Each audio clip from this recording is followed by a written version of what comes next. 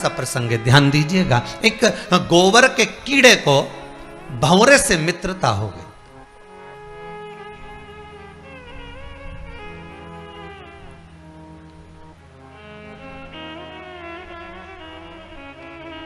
अब वो गोबर में रहने वाला कीड़ा और पर मित्रता किससे करा है? भंवरे से। अब गोबर में रहने वाले कीड़े की मित्रता भंवरे से हो गई। अब भंवरे से हो गई तो दोनों में बड़ी बड़ी गहरी मित्रता हो गई, बड़ी प्रसन्नता हो गई, बड़ी मित्रता। एक दिन भंवरा बोला गोबर के कीड़े से, अरे भाई, हाँ मित्र बोल, क्या बात है? बस मेरा मन कहता है कि अब मुझे बहुत तेज भूख लग रही है। इतनी सी बात। गोबर के कीड़े ने कहा चला जा, जल्दी आ। तो क्या कहाँ हूं? तो भंवरे ने पूछा मैं कहाँ हूं? तो गोबर का कीड़ा कहाँ में रहता था? अरे जम के तो बोलो, गोबर के अंदर। तो गोबर के कीड़े ने कहा जल्दी आ, मैं जहां रह रहा हूं मेरे साथ चल, अभी खिला देता हूं। और जैसे ही वो गोबर में भंवरा बैठा और उसके पंख सब गोबर में लथपथ हो गए। बेचारा खाने गया था भोजन और मालूम पड़े उसी में लथपथ हो गया। फिर उसका मन नहीं लगा, बड़ी मुश्किल से गया, फिर जाके नहाया, स्नान करा। उसने कहीं जाकर पानी की बूंदों से अपने आप को स्नान करा, धोया, फिर इसके बाद वापिस आया। अब भंवरे ने कहा भाई तेरे साथ में नहीं रह सकता, एक काम कर, तू मेरे साथ चल।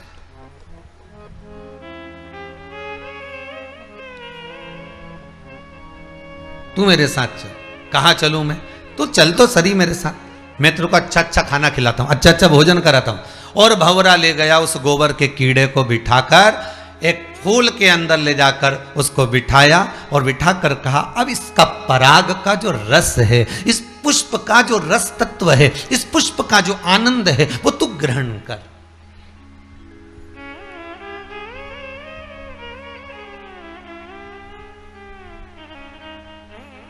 और इस पुष्प का जब रस तत्व तू ग्रहण करेगा, उसमें जो खाने में आनंद आएगा, जो पाने में आनंद आएगा, जो तुझे सुख मिलेगा, वो सुख कहीं नहीं मिलेगा। अब वो जो गोबर का कीड़ा था वो फूल के अंदर बैठ गया। अब तो पहली बार तो इतनी जोरदार पार्टी मिली है। अब अभी तक तो इतनी जोरदार पार्टी मिली नहीं थी, और अब जो पार्टी मिल रही है, इतना जोरदार जो भोजन मिल रहा है, तो उसमें तो सुख का अनुभव हो गया।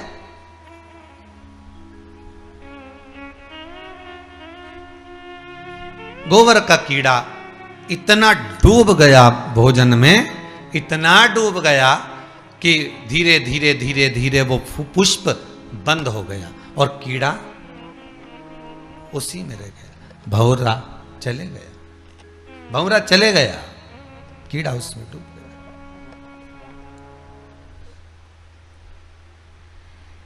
गोबर का कीड़ा फूल में बंद है, पुष्प में बंद है। माली आया, सुबेरे सुबेरे पुष्प उतार कर ले गए। माली ने ले जाकर उस पुष्प को बाजार में रखा, वहां से कोई ब्राह्मण उस पुष्प को खरीद कर ले गया। ब्राह्मण उस पुष्प को लेकर गया, भगवान के चरणों में ले जाकर उस पुष्प को छोड़ दिया। अब वो कीड़ा भगवान के चरणों से निकला, भगवान के श्री विग्रह की ओर बढ़ा और भगवान के शरीर पर घूम रहा है। घूमने के बाद वो कीड़ा वापस फूल में जाकर बैठ गया, और बैठने के बाद जब पुष्प को उठाया गया, निर्माल्य जब पुष्प हो गए, उनको जब उठाया, उठाने के बाद उसको ले जाकर फिर फूल को, जो उतरे हुए फूल होते हैं, उसको ले जाकर पंडित जी ने गंगा जी में डाल दिया। गंगा जी में डाला, जैसे ही वो गंगा में गया, जाते से ही गंगा के जल में तैर रहा था, ऊपर से भंवरा आ गया। भंवरे ने आकर कहा मित्र क्या बात है, आज तू बड़ा प्रसन्न दिख रहा है। तो वो गोबर का कीड़ा कहता है कि मित्र बने तो तेरे जैसा बने, जिसने मुझे गोबर में से निकालकर पुष्प में ले जाकर रख दिया, पुष्प में से ले जाकर भगवान के चरणों में ले जाकर रख दिया, भगवान के चरणों में से ले जाकर गंगा के जल में ले जाकर रख दिया, ऐसा मित्र बने तो आपको अच्छी जगह ले जाकर रख दिया। अगर संसार में जन्म मिला है आपको, मृत्यु लोक में आप पैदा हुए हो, माता के गर्भ से अगर जन्मे हो, और तो माता को पिता को लज्जित मत करना, साथ उसी का देना जो सतमार्ग पर चल रहा।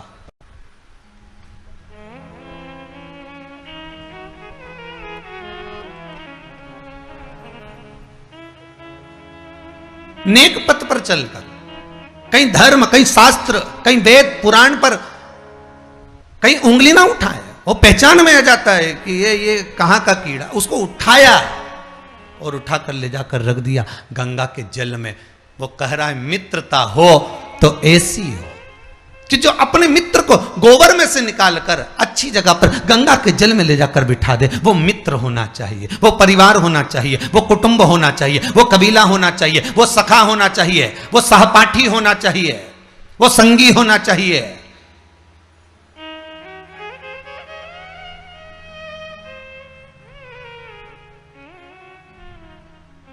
गोबर में से निकालकर जो आपको भगवान के चरणारविंद तक ले जाकर छोड़ दे, गोबर में से निकालकर जो परमात्मा की चौखट तक ले जाकर छोड़ दे, गोबर में से निकालकर जो गंगा के दरवाजे पर ले जाकर छोड़ दे। दो तरह के मित्र होते हैं। एक मित्र हमेशा कहता रहता है चल रहे महाकाल चलते हैं, चल रहे ओंकारेश्वर चलते हैं, चल रहे भीमा शंकर चलते हैं, चल रहे पताल महादेव चलते हैं, चल कुबेरेश्वर महादेव चलते हैं, चल चमत्कालेश्वर महादेव चलते, चल मनकामेश्वर चलते हैं। वो बार बार तुमसे कह रहा है अरे सावन का महीना चल रहा है, चल मंदिर चलते, महाकाल चलते हैं, ओमकारेश्वर चलते हैं, नर्मदा नहाएंगे, महाकाल का दर्शन करेंगे, छिपरा नहाकर बड़ा आनंद पाएंगे, गढ़कालिका का दर्शन करेंगे, भैरू का दर्शन करेंगे, सुंदरमा हर सिद्धि का दर्शन करेंगे। एक मित्र कह रहा है चल वहां चल, बार बार कह रहा है। और दूसरा मित्र कह रहा है अरे चल तो सरी, उज्जैन चलेंगे तो वहां जोरदार खूब भांग घुटती है, तो भांग पीकर आ जाएंगे। अब एक जा रहा है काय के लिए, चमके बोलिए जरा, दर्शन के लिए। दूसरा उसी उज्जैन में जा रहा है, उसी महाकाल की नगरी में जा रहा है, पर उसके विचार अलग हैं, उसकी सोच अलग है, उसकी बुद्धि, उसका विवेक अलग है। एक कह रहा है चल दर्शन करने ओमकारेश्वर, दूसरा कह रहा है रहने दे, अभी देखते हैं अगले सोमवार तक चलेंगे। अगला सोमवार आया, फिर अभी बहुत सारा काम पड़ा है, अभी तो लॉकडाउन हटा बड़ी मुश्किल से, तो व्यापार चला है, अगले सोमवार चलेंगे। सावन पूरा निकल गया और श्रावण पूरा निकला, अब विचार आया कि एक काम करते हैं, अब अभी नहीं जा रहा, फिर बाद में देखा जाएगा, बाद में देखेंगे। विचार करा, फिर बाद में चलने का विचार। अब तुमने दर्शन के लिए भाव रखा और भोजन के लिए भाव होता तो आज की जगह कल भोजन करूंगा, पत्नी से कह दो, पत्नी से कहना अगले सोमवार भोजन करूंगा, फिर अगले सोमवार के अगले सोमवार करूंगा। भोजन के लिए तो 1 मिनट की देरी नहीं होती, व्यसन के लिए 1 मिनट की देरी नहीं होती, श्रृंगार के लिए 1 मिनट की देरी नहीं होती। केवल अगर होता है तो परमात्मा के दर्शन में, परमात्मा को पाने में, परमात्मा के हाजिरी में, परमात्मा को प्राप्त करने में हम देरी कर देते हैं। परमात्मा मित्र ऐसा बनाओ, सखा ऐसा बनाओ, दोस्त ऐसा बनाओ, सहपाठी ऐसा बनाओ, परिवार ऐसा बनाओ जिस परिवार के अंतर्गत परमात्मा को भी लगे कि मैं इसको जन्म दूंगा, तो जन्म देने के बाद ये भगवान की भक्ति में लग जाएगा। भगवान को मालूम है तुम्हारे जन्म के बाद तुम्हें क्या करना।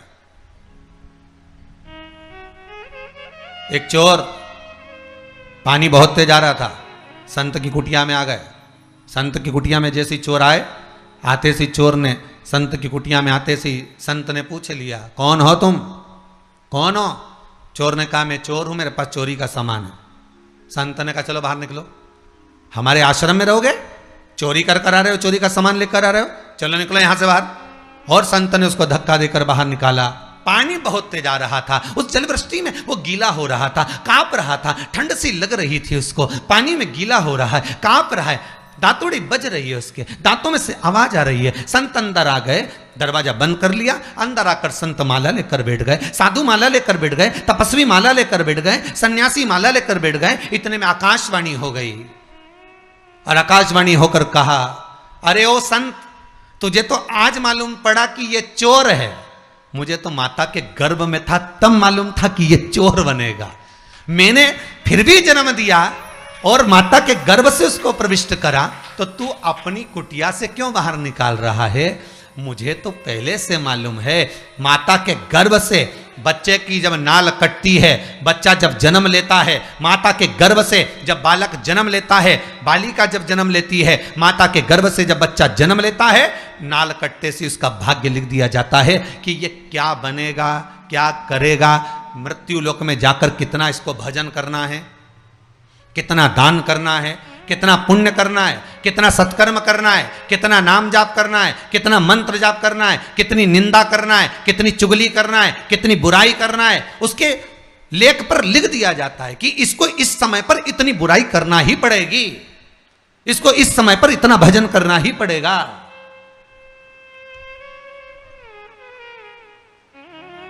और जब उसके भाग्य में लिख दिया गया, उसके भाग्य में जब लिखा गया, तो फिर उसको वो करना ही है, चाहे तुम कितना ही 7 ताले में बंद कर दो तो भी वो करेगा, तो भी करेगा। भगवान को मालूम था जन्म देने के पहले, भगवान जब गर्भ में रखा आपको, हमको, चाहे आप हो जितने आस्था चैनल पर कथा को श्रवण कर रहे हैं, जितने फेसबुक यूट्यूब पर कथा सुन रहे हैं, चाहे वो सुन रहे हो ना सुन रहे हो, चाहे वो कहीं बैठकर कथा का रसतत्व ग्रहण कर रहे हैं, उस परमात्मा को अपने जन्म के पहले मालूम था कि ये क्या करेगा, ये निंदा करेगा कि भजन करेगा, ये स्मरण करेगा कि भक्ति करेगा, ये भोजन करेगा कि भजन करेगा, ये व्यापार करेगा कि नौकरी करेगा, ये सब परमात्मा को मालूम। आपको नहीं, परमात्मा को सब मालूम।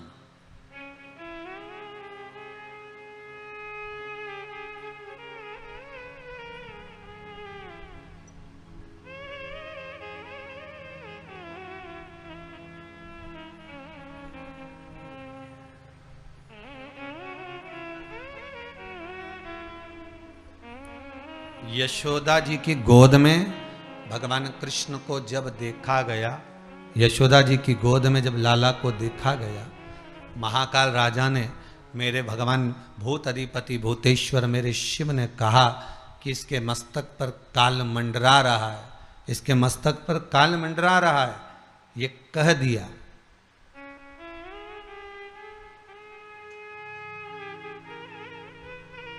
तो भगवान कृष्ण मन में मुस्कुराते हुए यशोदा जी की गोद में विचार करते हैं कि बाबा कह रहे हैं कि इसके मस्तक पर काल मंडरा रहा है, पूतना इसको मारने आएगी, तृणावत इसको मारने आएगा, अगासुर बकासुर कंस ये सब इसको मारने आए, इसके मस्तिष्क पर काल मंडरा रहा है। ये भगवान शंकर जब लाला का दर्शन करने आए तब कह रहे हैं यशोदा रानी से कि इसके मस्तक पर काल मंडरा रहा है।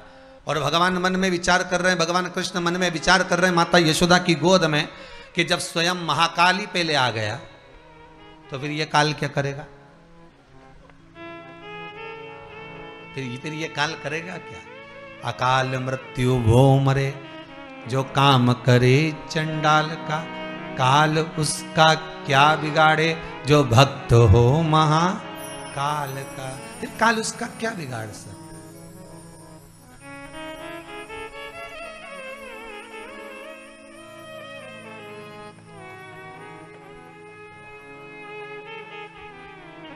तो बिगाड़े तो बिगाड़े क्या,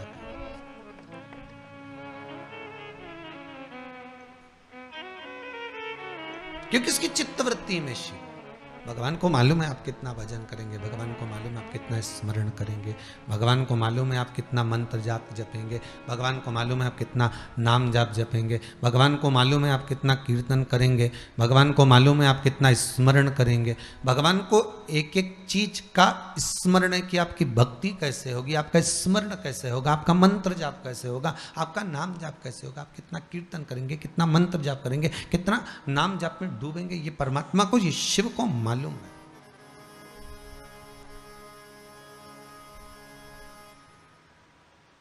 भगवान को ये ज्ञात है, पर हम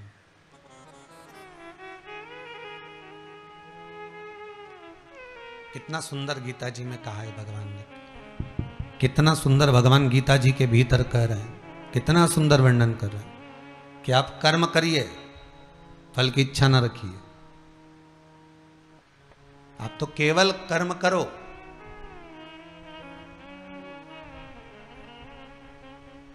और जितना कर सकते हो करे जाओ।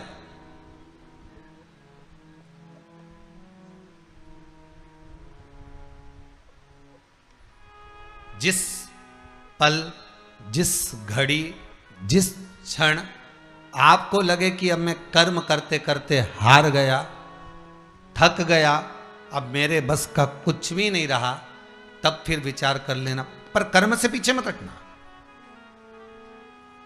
कर्म तो करना पड़ेगा। पूर्व के कर्म को काटने के लिए मृत्यु लोक में आकर हमें कर्म करना ही है।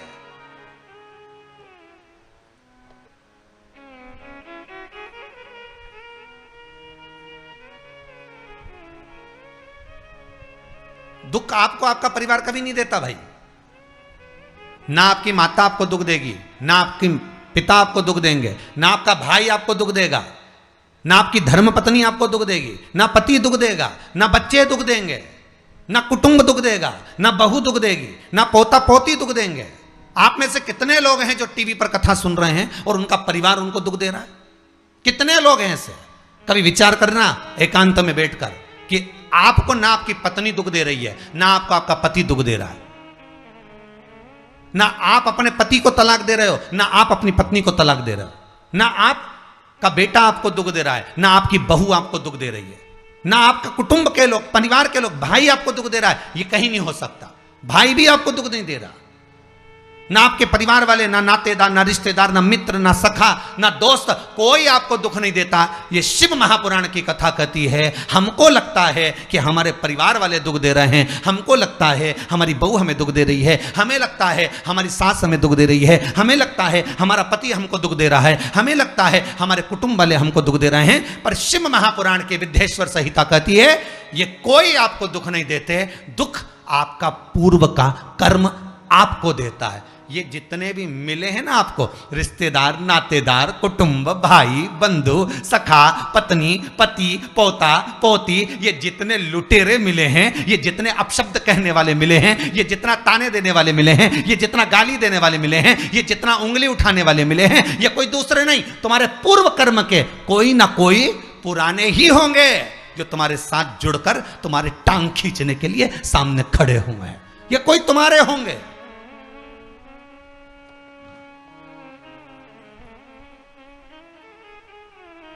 तो ये सब दिमाग से निकाल दीजिए आप, आपके ये चित्तवृत्ति बुद्धि से ये बात सब निकाल दो। जितने लोग कथा सुन रहे हैं ना, अपनी बुद्धि से निकाल देना कि मेरी बहू मुझे गाली दे रही है। हाँ, तूने किसी गाय को रोटी नहीं दी और दी भी होगी, दूसरी बार गाय आ गई होगी तो डंडा मार के भगा दिया, वही बहू आई है, वाणी के डंडे कुदा रही है।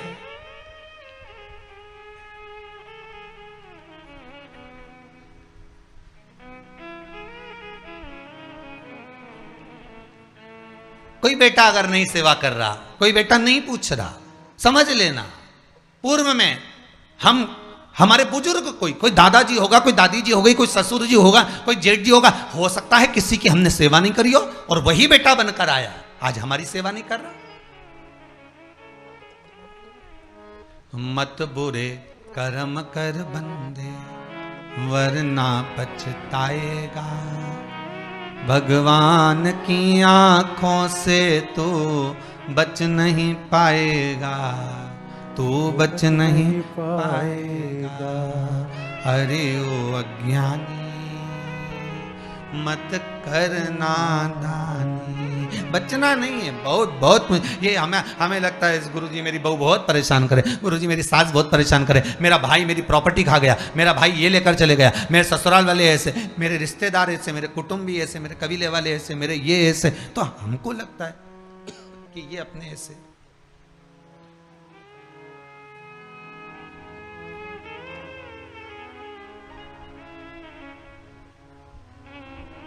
हमको लग रहा है कि ये हमारे ऐसे हैं, हमारे को लूट रहे हैं, हमको ऐसा परेशान कर रहे हैं, हमको ऐसा कर रहे हैं, पर नहीं भाई।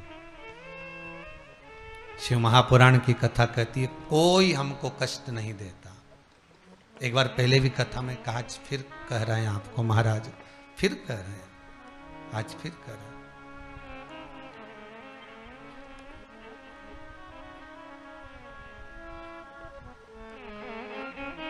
आपको फिर निवेदन कर रहे हैं, बीमार हुए देवास में, बीमार हुए भोपाल में, बीमार हुए सीहोर में, बीमार हुए कहीं, डॉक्टर को दिखाने जा रहे हैं इंदौर, डॉक्टर को दिखाने जा रहे हैं भोपाल, डॉक्टर को दिखाने जा रहे हैं देवास, मुंबई, पुणे, जहाँ तहाँ हम डॉक्टर को दिखाने के लिए जा रहे हैं। वहाँ हॉस्पिटल में हमने सुई लगवाई, इंजेक्शन लगवाया, वहीं से कहीं कुछ चीरा फाड़ी कर दी, ऑपरेशन कर दिया। जरा विचार करना, कभी एकांत में बैठ कर कि रहते यहाँ थे, दवाई लेने पहुँचे वहाँ, इंजेक्शन वहाँ लगवाया, बताओ ऑपरेशन वहाँ करवाया। तो इतने सारे हॉस्पिटल, कहीं ना किसी ने कहा सूरत भी जा सकते हो, किसी ने कहा अहमदाबाद चले जाओ, किसी ने कहा वहाँ चले जाओ, कोई कहा पूना चले जाओ, कोई कहा मुंबई चले जाओ, कोई कहा इंदौर चले जाओ, कोई कहा भोपाल चले जाओ। पर रहने वाला कहाँ का और जाकर ऑपरेशन करवा रहा है कहाँ पर?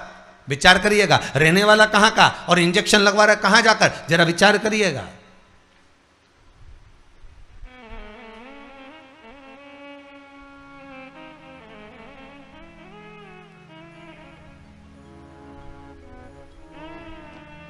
और कितने डॉक्टर, ऑपरेशन करने वाला कोई विशेष, कितनी डॉक्टर सिस्टर, इंजेक्शन लगाने वाली कोई विशेष वहां बैठी है। उसको तुम नहीं पहचानते, वो आपको नहीं पहचानते। अभी अभी कोरोना का टीका लगवाया होगा, वैक्सीन लगवाई होगी, इंजेक्शन लगवाया होगा, कोरोना महामारी का लगवाया सबने। अब लगवाया तो उसमें आपके मन में विचार तो आया कि ना तो हम इस सिस्टर को पहचानते, ना हम इस डॉक्टर को पहचानते, गए और सुई लगवा के आ गए। पर उसने हमको कष्ट तो दिया, भले वो थोड़ा सा चुभाया पर कष्ट तो मिला। पर विचार करा कि ये क्यों मिली, कारण क्या था, इसी ने क्यों चुभाया। हो सकता है पूर्व में तुमने भी इसको कोई कष्ट दिया होगा, हिसाब बराबर करने के लिए यहां लाके छोड़ दिया।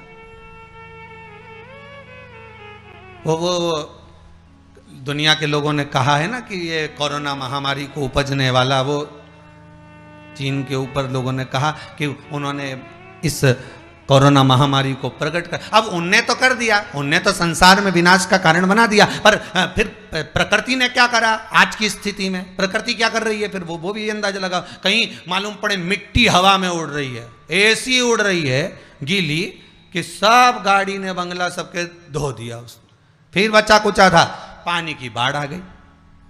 अगर हम दूसरे को कष्ट दे रहे हैं, हम दूसरे पर उंगली उठा रहे हैं, हमने एक उंगली अगर किसी पर उठा दी, हमने उंगली उठाकर कह दिया वो ऐसा है, उसने ऐसा करा, उसने वैसा करा, हमने एक उंगली उठा दी, भले तुम विद्वान हो, भले तुम्हारे में विद्वत्ता है, पर हम किसी पर अगर एक उंगली उठा रहे हैं तो ये 3 उंगलियां हमारे भीतर जा रही है कि अपने अंदर झांक कर देखो कि आप कैसे हो। अपने भीतर झांक कर देखिए कि आप में क्या तत्वता है।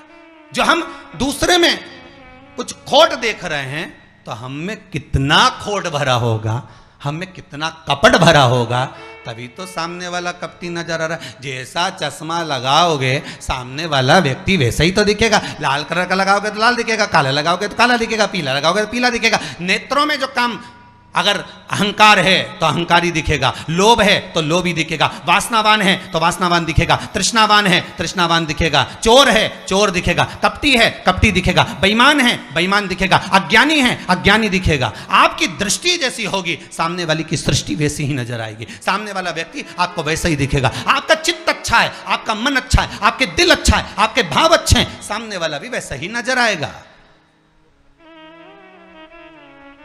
भगवान कृष्ण ने भेजा था दुर्योधन को अच्छा ढूंढने के लिए, एक अच्छा नहीं मिला। युधिष्ठिर को भेजा था पूरी पृथ्वी पर से कोई बुरा व्यक्ति ढूंढ कर लाओ, युधिष्ठिर को बुरा नहीं मिला, क्योंकि उसकी युधिष्ठिर की बुद्धि में, चित्त में ये भरा था, उनकी वृत्ति में ये भरा हुआ था कि बुरा कोई है ही नहीं, संसार में कुछ ना कुछ अच्छाई दिखी जाएगी। बुरा जो देखन में चला बुरा न मिलिया कोई। हम देख रहे हैं, हम चित्तवृत्ति से हम विचार,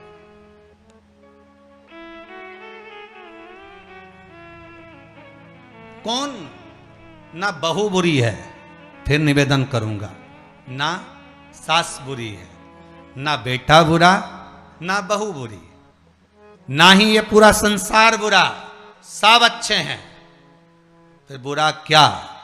अपना कर्म जो हम कर कर आए हैं, उस कर्म का भोग संसार में आकर भोगना पड़ेगा।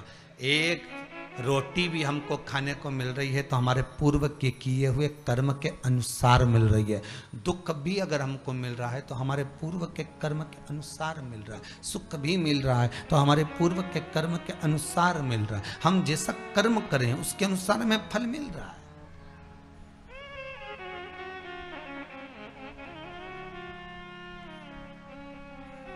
इसलिए बारंबार कहा था कि मान मेरा कहना नहीं तो पछताएगा।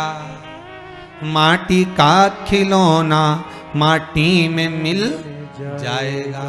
हेट बूट सूट सब यहीं रह जाएगा, और माटी का खिलौना माटी में मिल जाएगा। ये हेट रह गया, ये बूट रह गया, ये सूट रह गया, सब पड़ा की पड़ा रह गया, सब धरा की धरा रह गया। इसका मूल तत्व क्या है? इसकी महत्वता क्या है?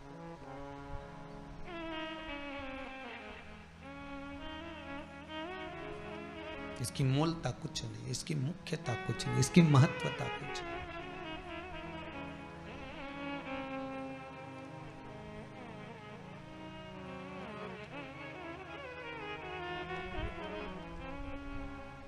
किले भोले का नाम,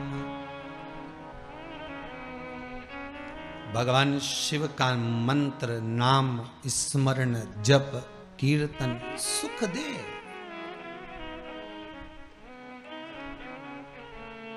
और वो सुख कोई साधारण नहीं हो सकता। वो सुख का आनंद, वो सुख का भाव बढ़ता चले जाता है, आनंद बढ़ता चले जाता है।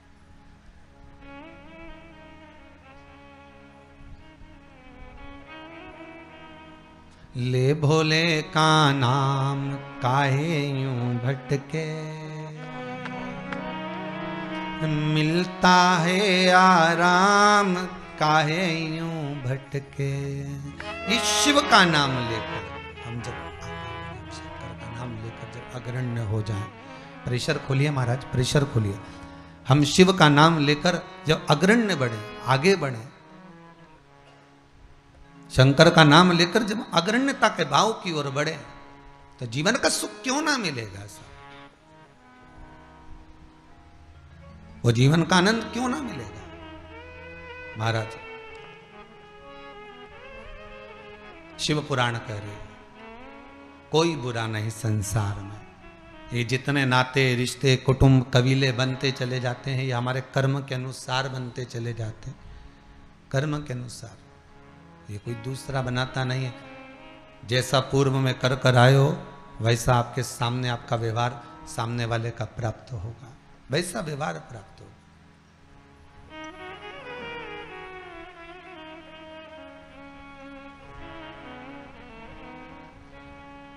शिव पुराण कह रही है, शंकर की कथा कह रही है, शंकर का अनुमोदन कर रहा है। महाराज अच्छी संगत में बैठोगे,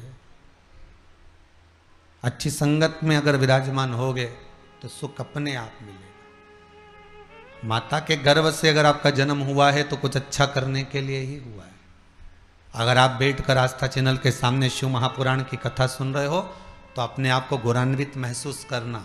थोड़ा न थोड़ा परमात्मा की कृपा, पूर्वजों का आशीर्वाद आपको ऊपर हुआ है, इसलिए आप शंकर की कथा को सुन रहे हो, शिव का भजन कर रहे हो। श्रावण के महीने में आज शिवरात्रि के दिन शंकर का अनुमोदन कर रहे हो।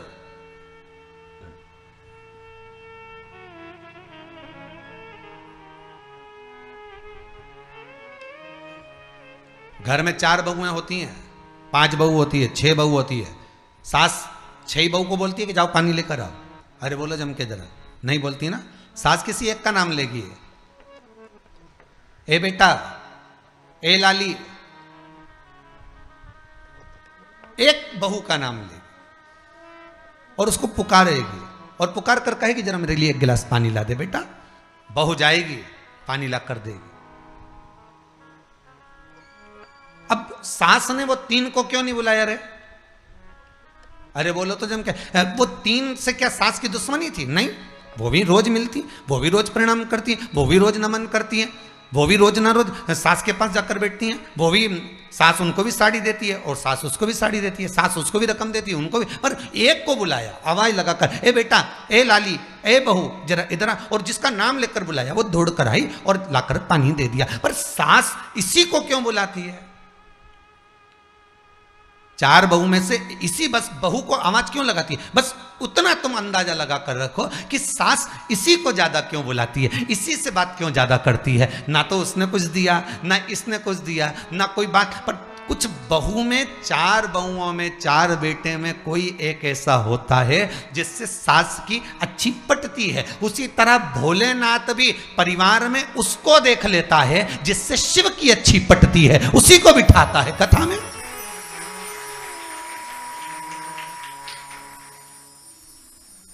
शिव उसी को तो कथा में बिठाएगा, शंकर उसी को तो आस्था चैनल के सामने कथा श्रवण कराएगा, ऑनलाइन कथा सुनवा रहा है, मंदिर लेकर जा रहा है, देवालय लेकर जा रहा है, पूजन करवा रहा है, अर्चना करवा रहा है, नाम जाप करवा रहा है, नाम कीर्तन करवा। क्यों? किसी एक को शंकर ने पकड़ लिया तुम्हारे परिवार में से, बहू को, बेटी को, माता को, पिता को। कई बार पुरुष लोग भी शिव पुराण की भक्ति में डूबे रहते हैं, मोबाइल में देखते हैं, कहीं दुकान पर जाकर देखते हैं। कई माताएं ऐसी होती हैं जिनका मन नहीं लगता कथा में, वो जाकर सो जाती हैं, और कई बहुएं ऐसी होती हैं, माताएं ऐसी होती हैं कि वो भक्ति में लगी रहती है, पुरुष नहीं लग पाता। और किसी एक को भगवान शंकर ने पकड़ कर रखा है कि ये मेरा जीव है, ये मेरा अपना है, और ये मेरा अपना है, इसलिए मेरी भक्ति में ये लगेगा तो ना जाने कितनी पीढ़ी को एक बार में तार देगा। भगवान जन्म ऐसा देता है कि ये भक्ति में लगे और 71 पीढ़ी को तार दे, 7 पीढ़ियों को तार दे। भगवान शिव भी वही करता है, अपनी भक्ति में उसको डुबो कर रखता है जो भक्ति में कई पीढ़ियों को पार लगा सके। प्रहलाद गर्भ में, प्रहलाद के कितने भाई थे? सब प्रहलाद जैसे निकले क्या? नहीं, पर भगवान ने कहा इसको जीवित रखो क्योंकि ये भक्ति करेगा, ये भजन करेगा, ये स्मरण करेगा, ये मंत्र जाप करेगा, ये नाम जाप करेगा, और भगवान की भक्ति में डूबेगा तो ये भगवान को प्रकट भी कर लेगा। उसी तरह आप भी भगवान की भक्ति में डूबे हुए हो। आपके जन्म का कारण केवल एक है। आज तक संसार वालों को ये नहीं मालूम कि हम पैदा ही क्यों हुए।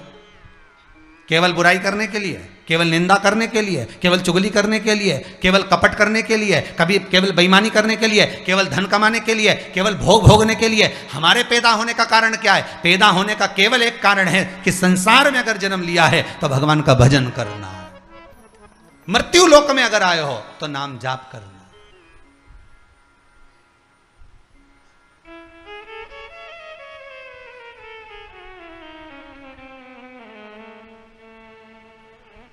अगर मृत्यु लोक में आए हो तो भजन करो, मंत्र जाप करो। अरे मौका मिला है, उस स्मरण में डूबो।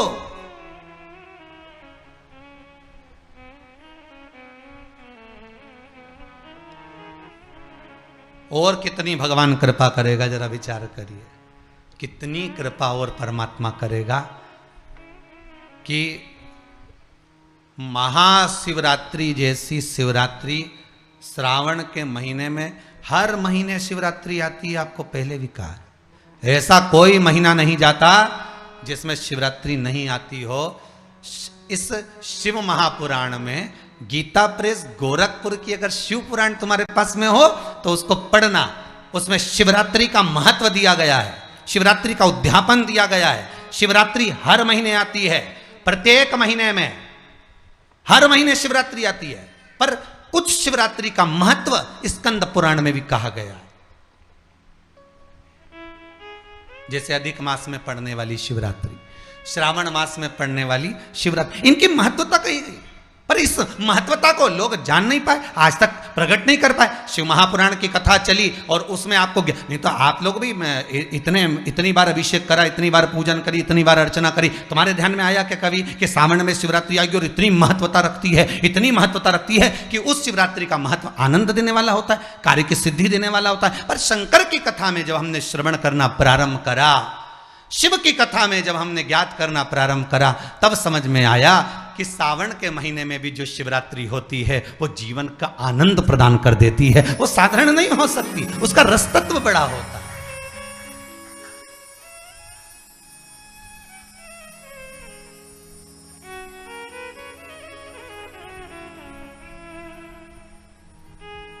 एक विपिन जोशी रऊ से, नाम है उनका विपिन जोशी, रऊ के। उस बच्चे ने एक मैसेज करा है, किसी के यहां सर्विस करता है वो, तो उस बच्चे ने मैसेज करा है कि मेरी बहन की शादी है देवउठनी एकादशी के बाद, मेरी बहन की शादी है और मेरे पिताजी नहीं है, मैं और मेरी माँ और मेरी बहन है।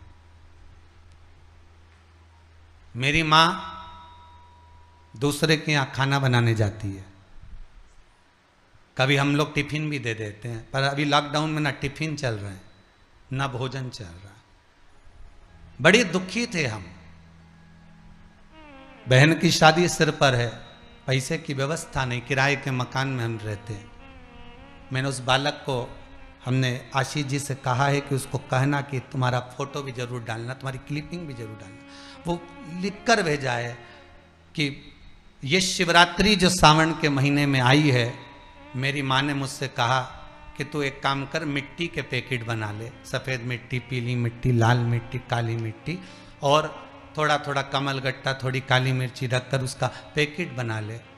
मैं धन्यवाद लिखकर भेजता हूँ कि मेरी बहन की शादी की व्यवस्था शंकर ने आज ही कर दी है। ये फिर प्रभु की कृपा। मैं इंतजार कर रहा हूँ कि कैसे व्यवस्था होगी। शिव करने वाला है। मेरी माँ का इस शिव महापुराण के प्रति जो विश्वास है वो जागृत हो गया। आज पूरे विश्व में, पूरे भारत की भूमि ही नहीं, देश ही नहीं, विदेश में भी आज की शिवरात्रि की धूम मची हुई है। हर साल सावन आया, पहले भी कितने सावन निकल गए, पर मालूम शिवपुराण शिवरात्रि आए सावन के महीने में आती भी तो निकल जाती, किसको मालूम, कौन बताए, किसको ज्ञात। और आज जो शिवरात्रि आई, पूरे विश्व में ऐसा लग रहा है कि जैसे दिवाली आ गई। पूजन की तैयारी ने लोग मिट्टी खरीदे, ने सामान खरीदे, ने गुलाब का फूल। अखबारों में आ गया कि 2 दिन में गुलाब के फूल की कीमत 4 गुनी हो गई।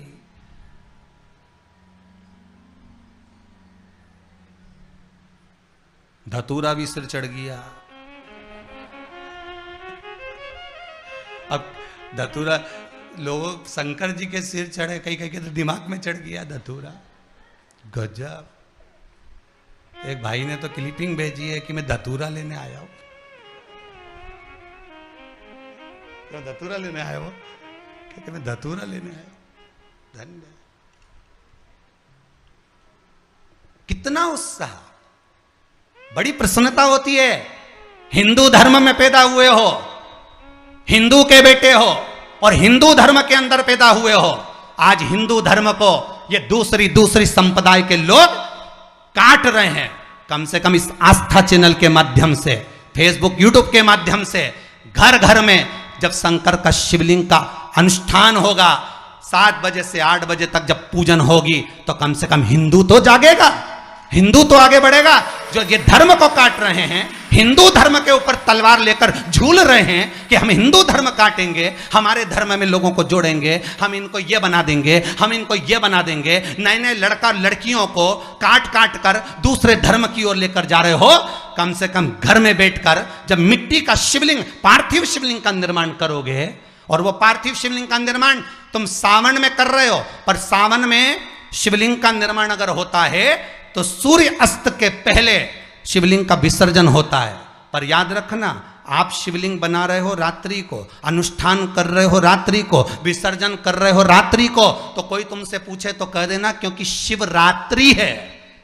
12 महीने की शिवरात्रि को रात के समय शंकर का पार्थिव शिवलिंग बन जाता है। यह शिव महापुराण में शिव चरित्र के अंतर्गत लिखा है। रात्रि के समय पर शंकर भगवान का केवल शिवरात्रि के दिन, 12 महीने की शिवरात्रि को आप रात को कभी भी शिवलिंग बनाओ, पूजन करो, अर्चना करो, 4 बार करो, भगवान की आराधना करो और फिर उसका विसर्जन करो। यह शिव महापुराण में लिखा। और वो कोई दूसरी शिव पुराण नहीं, गीता प्रेस गोरखपुर की उठा लेना, पढ़ लेना, उसमें वर्णन मिलेगा। काली मिर्ची चढ़ती है, शिव पुराण में लिखा है, उठाइए पढ़िए। गेहूं के दाने चढ़ते हैं, शिव महापुराण में लिखा है, उठाइए पढ़िए। स्मरण करो उसका। एक एक चीज जो शंकर को चढ़ रही है, वो क्यों चढ़ रही है, किस लिए चढ़ रही है, उसका अनुमोदन शंकर की कर। हिंदू धर्म में पैदा हुए हो तो अपने धर्म को कटने मत देना। दूसरे धर्म में ये बच्चे और बच्चियों को जाने मत देना। इनको रोकने का एक ही तरीका है, भले सामने बैठ के रोको, चाहे ऑनलाइन रोको, पर इस धर्म को बचाना होगा। तब जाकर धर्म रक्षति, धर्म की रक्षा होगी। नहीं तो ये धर्म कब नष्ट हो जाए कोई भरोसा नहीं। और आज भी कई लोग लगे हैं कि कैसे भी वजह ये कि क्यों हो रहा है, अभी से किस लिए हो रहा है, क्या करेंगे इसको कर कर, ऐसा कहीं होए कहीं। तो घर में शिव को बनाना, उसकी आराधना करना। पार्वती मैया तो कहाँ जंगल में गुफा में बैठकर अकेली सखियों के साथ बैठकर पूजन कर रही है, रात भर करी हरतालिका तीज के दिन, रात भर। और यहां शिव महापुराण की कथा कहती है कि जब शिवरात्रि आए, हर महीने की शिवरात्रि पर तुम रोज शंकर जी का शिवलिंग नहीं बना सकते, तो कम से कम शिवरात्रि पर पति जब दुकान से आ जाए, रात्रि को आ जाए, तब तो बैठकर आराधना कर सकते हो। शिवरात्रि के दिन ही बना लो पार्थिव शिवलिंग का, निर्माण करो, पूजन करो, अर्चना करो, विसर्जन करो। पर हिंदू धर्म को बंटने मत देना। इस हिंदू धर्म के बेटा बेटी आज गलत जगह पर जा रहे हैं, दूसरे धर्म की ओर तुरंत चले जाते हैं। आज उनको हाथ जोड़ने में शर्म आती है, तुरंत हाथ को इधर उधर करना प्रारंभ कर देते हैं। हिंदू धर्म के मंदिर में प्रवेश करते हैं तो सिर पे पल्लू नहीं रखते, दूसरे धर्म में जाते हैं तो पूरा सीधी बांध लेते हैं। ये हिंदू धर्म के बेटा बेटी जब गलत जगह पर जा रहे हैं तो देरी नहीं करना हमको। ऐसे कई शिवरात्रि पर ऑनलाइन पूजन हो सकती है, एक शिवरात्रि क्या अन्य भी शिवरात्रि पर हो सकती है, पर हिंदू धर्म को डूबने नहीं दूंगा, ये विश्वास रखिएगा। धर्म नहीं कटने दूंगा, आज बेटा बेटी को भटकने नहीं दूंगा, ये विश्वास रखिएगा। जाने नहीं दूंगा, चाहे कोई कुछ कहे, आनंद ले, भक्ति करे, भजन करे, स्मरण करे, पर डूबने ना दूंगा।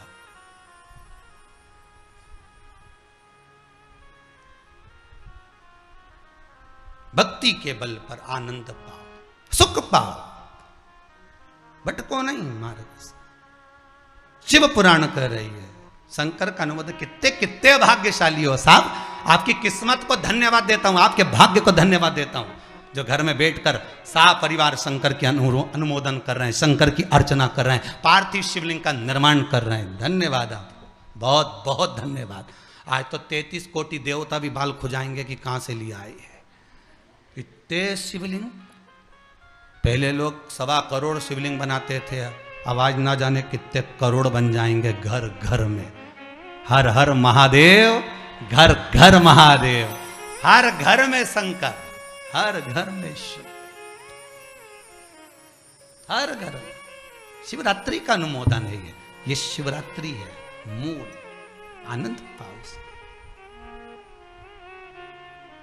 ये वो सुख देने वाली, आनंद देने वाली।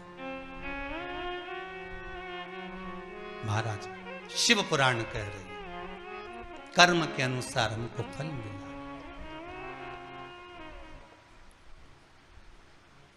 एक बार जब कद्रू और वीनता, नागों की माता कद्रू और वीनता, इन दोनों में शर्त लग गई। और शर्त लगी क्या कि ये सूर्य नारायण भगवान के जो रथ का घोड़ा है और घोड़े की जो पूंछ है वो सफेद, घोड़ा सफेद तो पूंछ भी सफेद, और कद्रू ने कह दिया काली है और वीनता करी सफेद, और उन दोनों में क्लेश मच गए। दोनों आ गया महाराज, सर्पों ने जाकर लपेट भी लिया। कितना सुंदर संवाद है महाराज जी, बहुत ध्यान दीजिएगा। कद्रू के पुत्रों ने जाकर घोड़े की पूंछ को लपेट लिया, पूंछ काली हो गई, वीनता को दिख गई, वीनता दासी हो गई कद्रू।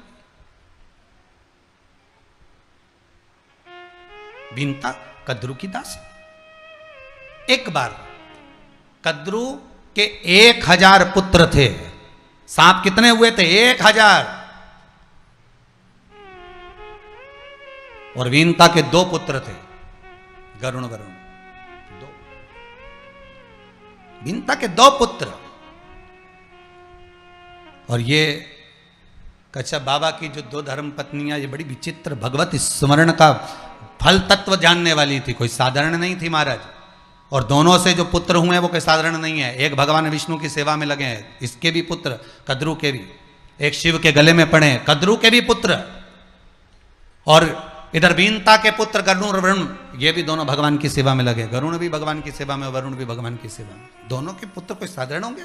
शिव भक्ति है, भगवान का स्मरण है। पर शिव महापुराण की कथा एक बहुत सुंदर बात कहती है, ध्यान दीजिएगा इस संवाद पर, शिव महापुराण के इस चरित्र पर। कद्रू की कथा और वीनता की कथा पर अगर आप ध्यान देंगे तो कद्रू के गर्भ में जब बच्चे थे तब कद्रू के मन में बीनता के प्रति कपट था।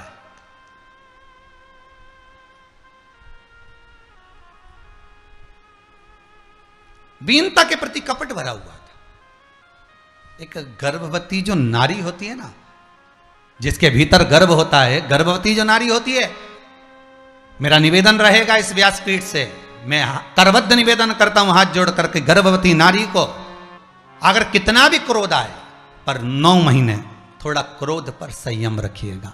आपको कोई जल दे रहा है, लड्डू खाने को दे ना दे, कोई पेड़ा दे ना दे, कोई पूछे ना पूछे, सम्मान दे ना दे, आदर करे ना करे, सत्कार करे ना करे, पर गर्भवती नारी को 9 महीना जब तक बच्चे गर्भ में है तब तक मुख से अपशब्द नहीं कहना, क्रोध नहीं करना, कोई ऐसे शब्द ना बोलना जिससे किसी को ठेस पहुंचे। उसका कारण क्या होगा? उसका कारण दूसरे पर नहीं होगा, जो गर्भस्थ बालक है उसमें होगा। देखिए, बीनता ने अपने पति से कहकर केवल 2 पुत्र मांगे थे, कद्रू ने 1000 पुत्र मांगे थे। दोनों को हुए, उसको 1000 हुए, इसको 2 हुए। पर बीनता ने एक बात बड़ी सुंदर कही, मुझे 2 पुत्र हों भगवत भजन वाले। कद्रू ने भी कहा मुझे भी 1000 पुत्र हों भगवत भजन करने वाले। तो कद्रू का पुत्र शेषनाग भगवान विष्णु की सैया पर है, वासुकी नाग भगवान शंकर के गले में है। ये भजन करने वाले चाहिए। दोनों ने भजन करने वाले मांगे, दोनों ने सेवा करी, दोनों ने अर्चना करी, दोनों ने स्मरण करा। पर एक के पुत्र सर्प बने जिनके मुख में विष भरा है, और दूसरे गरुण जी महाराज जिनके मुख पर श्रीमन नारायण श्रीमन नारायण, वरुण जी महाराज जिनके मुख पर श्रीमन नारायण श्रीमन नारायण। जरा विचार करिएगा, क्यों? क्योंकि बीनता के मन में कद्रू के प्रति कपट नहीं था, पर कद्रू के मन में बीनता के प्रति कपट था। वो कपट का विष बन गया, और जितने गर्भ में बालक थे वो सब विषैले हो गए, वो सारे विषैले।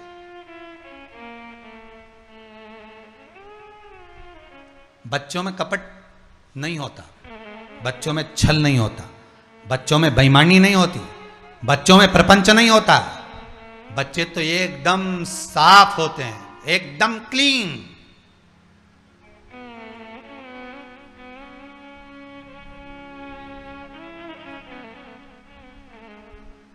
बच्चे एकदम साफ हैं, एकदम क्लीन। उनके मन में पाप नहीं है, उनके मन में कपट नहीं है।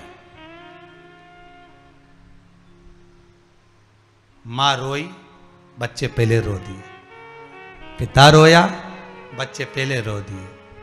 घर की दशा देख ली, कुछ नहीं है, बच्चे कभी जिद नहीं करे, मम्मी हमको दिवाली पे कपड़े नहीं चाहिए, अभी कुछ भी नहीं, हमारे पास बहुत सारे रखे। बच्चों के मन में कपट नहीं है, बच्चों के मन में प्रपंच बेईमानी नहीं है, छल नहीं है,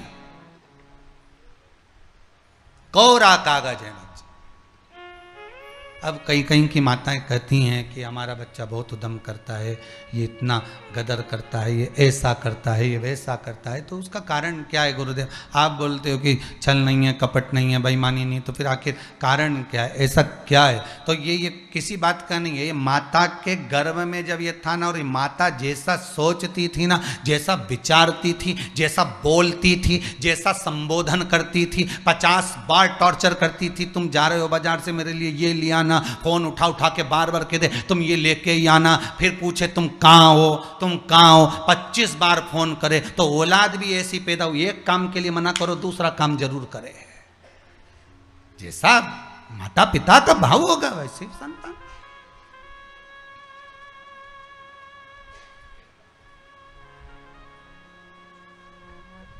भाव वो होना चाहिए। गर्भस्थ नारी का भाव क्या होना चाहिए? गर्भ में अगर बच्चा है, गर्भस्थ संतान है, भगवान के प्रति भाव होना चाहिए। भगवान से बाहर से देवता आता है तो बाहर का शरीर हिलता है, और भीतर से देवता आता है तो मन हिलता है। और ये बाहर का शरीर हिलना जरूरी नहीं है, मन हिलना जरूरी है। आत्मा जब हिल जाए भगवान की भक्ति में, नैनों से अश्रु बह रहे, सुध नहीं, नैन लड़े त्रिपुरारी से, मैं उनकी हो गई। मेरे नैनन बरसे नीर, सखी उज्जैनी जाऊंगी। मेरे मन में नहीं है धीर, सखी मैं काशी जाऊंगी। छोड़ दिया मैंने खाना पीना तेरी याद में, मेरे मन में नहीं है धीर, सखी मैं सीहोर जाऊंगी। चित्त नहीं लग रहा, खाना पीना छोड़ दिया। एक बार कुबेरेश्वर धाम जाना, एक बार काशी जाना, एक बार उज्जैनी जाना, मन में उत्सुकता, उमंगता, आनंदता समाहित हो रही, मुझे जाना है।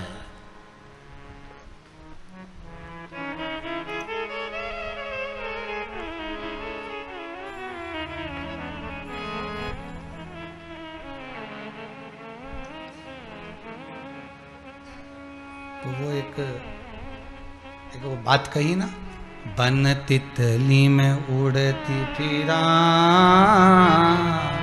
भोलेनाथ तेरी काशी में।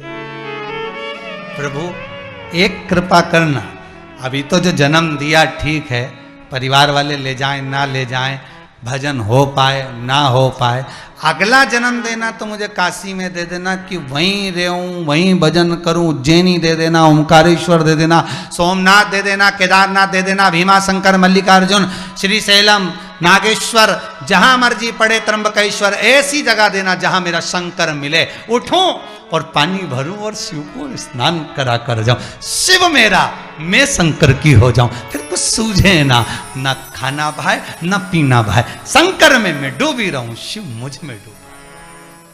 भाऊ आज बड़ी खुशी है, इस हृदय को सबसे ज्यादा प्रसन्नता है कि आज पूरा विश्व शिव में डूब गया। 7 बजे की तैयारी सुबह से चालू है, इंतजार हो रहा है 7 बजे। 25 बार फोन लगा दिया, 6 बजे आ जाना, तैयार।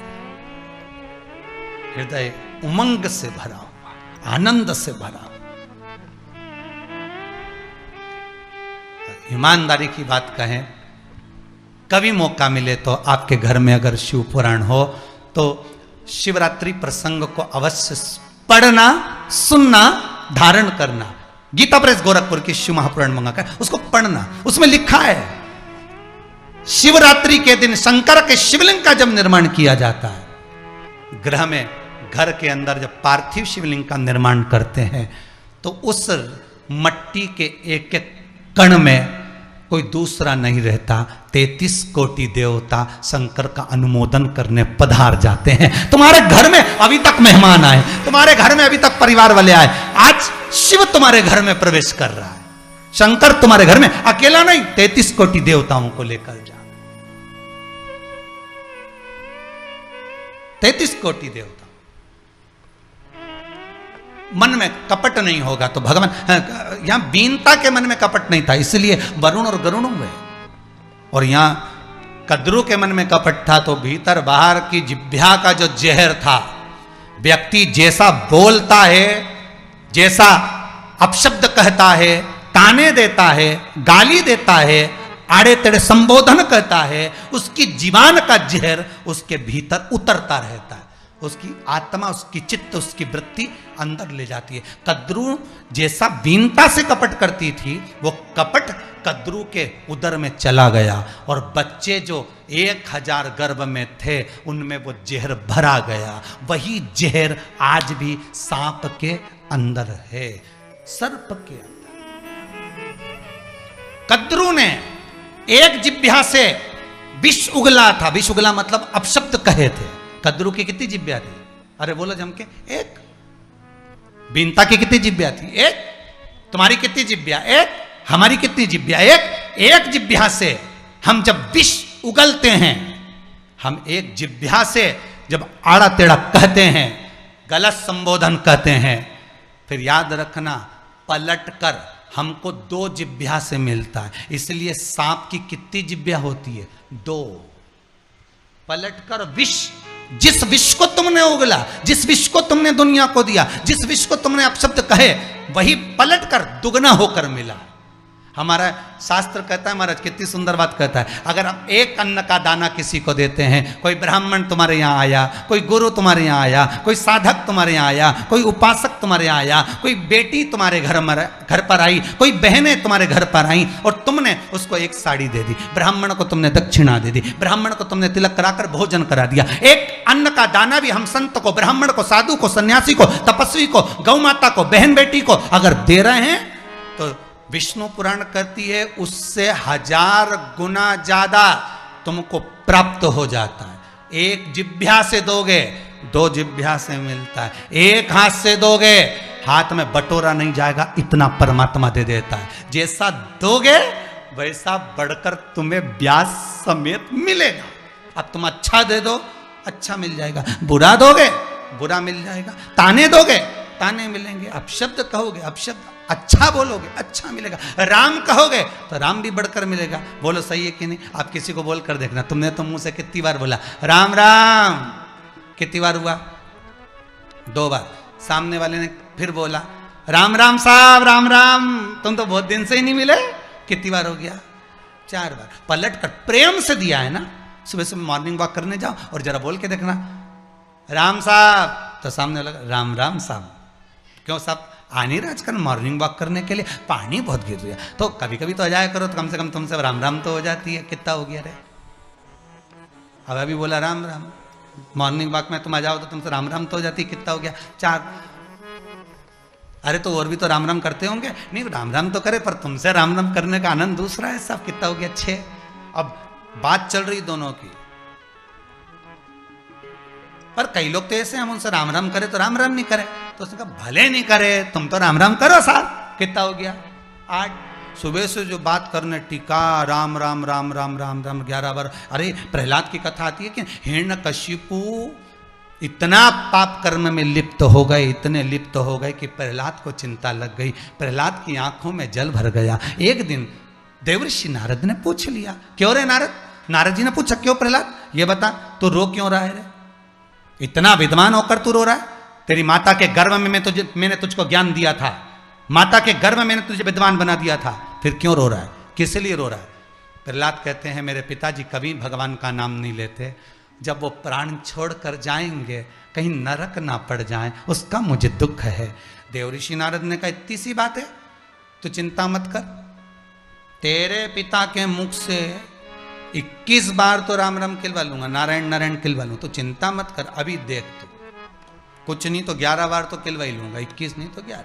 देवऋषि नारद ने प्रहलाद जी से कहा, प्रहलाद जी बोले मेरे पिता के मुख से 11 बार नारायण किलवाना दम रखाता है, वो 1 बार नारायण नहीं बोले। कभी कभी मुंह पे नारायण आ भी जाता है तो ना बोल के रह जाता, आगे बढ़ता ही नहीं।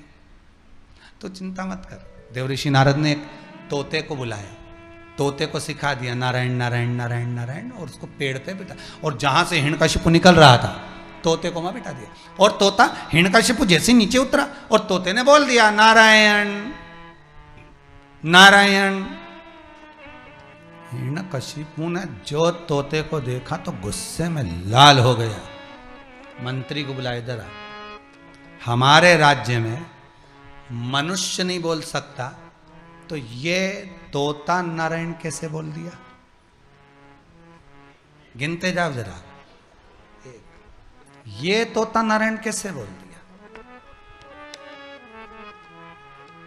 मंत्री बोले हमको ही नहीं मालूम, इसको सिखाया किसने?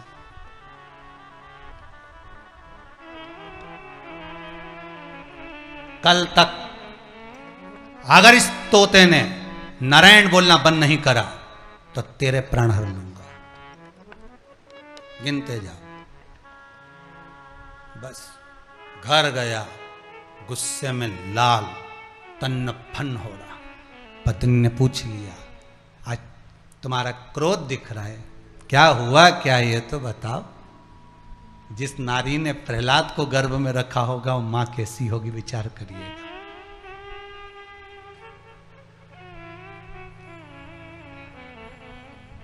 रामकृष्ण परमहंस स्वामी विवेकानंद, चैतन्य महाप्रभु श्रीमद वल्लभाचार्य, श्री रामानुजाचार्य,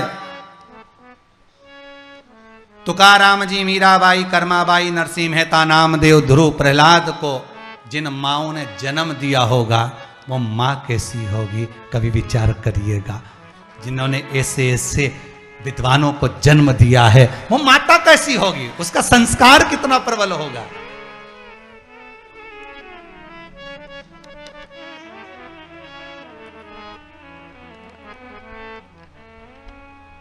ये माता को गौरवान्वित किया जाता है,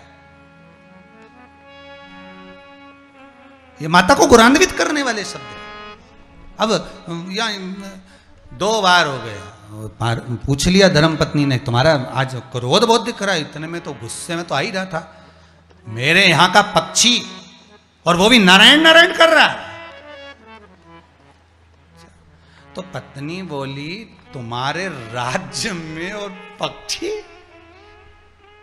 पति बोला यही तो समझ में नहीं आ रहा है कि आखिर इसको नारायण सिखाया किसने।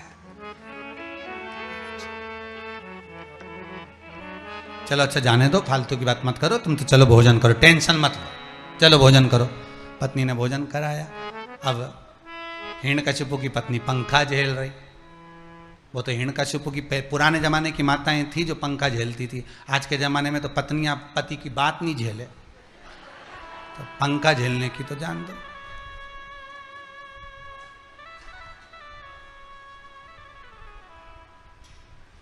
एक बार पति बोल दे कि पानी लिया, और ये पानी लेके आई, और ये कंप्यूटर में लगा या लैपटॉप पे लगा या मोबाइल में लगा और काम में लगा, लो पति काम में लगा नहीं, लो नहीं सुना। फिर तो ये टेबल पे धरे, ये रखा है, नौकर नहीं है, बोझ जाए। एक ये जो 10 मिनट पानी लेके नहीं खड़ी रही, और एक रामचरितमानस में लक्ष्मण जी की धर्म पत्नी माता उर्मिला 14 वर्ष तक हाथ में पानी का लोटा लेकर खड़ी रही। क्यों? लक्ष्मण जी ने कहा उर्मिला मुझे प्यास लग रही है, पानी ला दे। उर्मिला जल लेने के लिए जब गई, पानी लेकर आई, जैसे ही जल लाई, लो स्वामी। लक्ष्मण ने कहा उर्मिला तेरे हाथ का पानी तो मैं 14 साल के बाद पीऊंगा। चल दिया। उर्मिला 14 वर्ष तक हाथ में जल लेकर खड़ी रही। एक भारत की भूमि की वो नारी 14 वर्ष तक जल लेकर खड़ी थी अपने पति के लिए।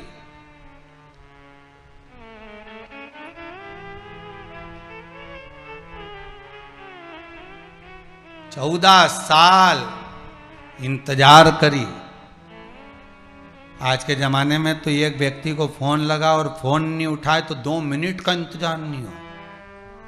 कितनी देर से लगा रही हूं, तू उठा ही नहीं रही है। फिर बेचारी के मन में भगवान तू तो फोन उठाने की बात करे, मारे ही उठा ले, इससे तो कहीं करूं इसके, बड़ी परेशान।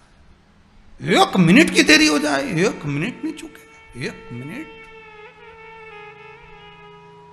और वो 14 साल 14 वर्ष खड़ी। कितनी बार हो गए था नारायण? 5 फिर पंखा झेलती झेलती बोली तो तुम गए कहां थे ऐसे? पंखा झेलती झेलती गए कहां थे? कहां गए कहां थे ये तो बता।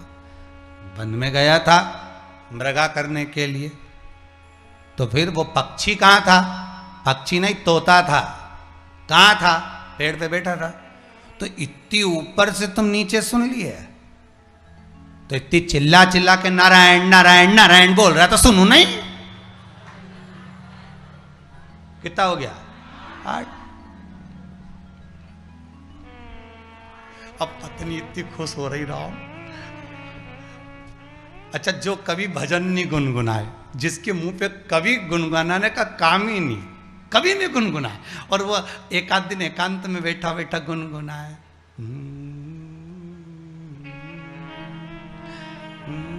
तो पत्नी भी सोचे आज बेरू के हुआ क्या, ये पलट कैसे गया, आज गुनगुना रहा है, आखिर बात क्या है, कैसे गुनगुना। क्या हुआ क्या यार, ये चमक ये दमक फुल्लवन में महक सब कुछ सरकार तुम ही से है। आज आज क्यों गुण प्रसन्नता किस बात की, उसको लगेगा आज कितनी प्रसन्न हो रही होगी प्रहलाद की माता। कितनी बार निकल गया, 8 बार। अब शयन कक्ष में सोने गया, पत्नी चरण दबा रही थी।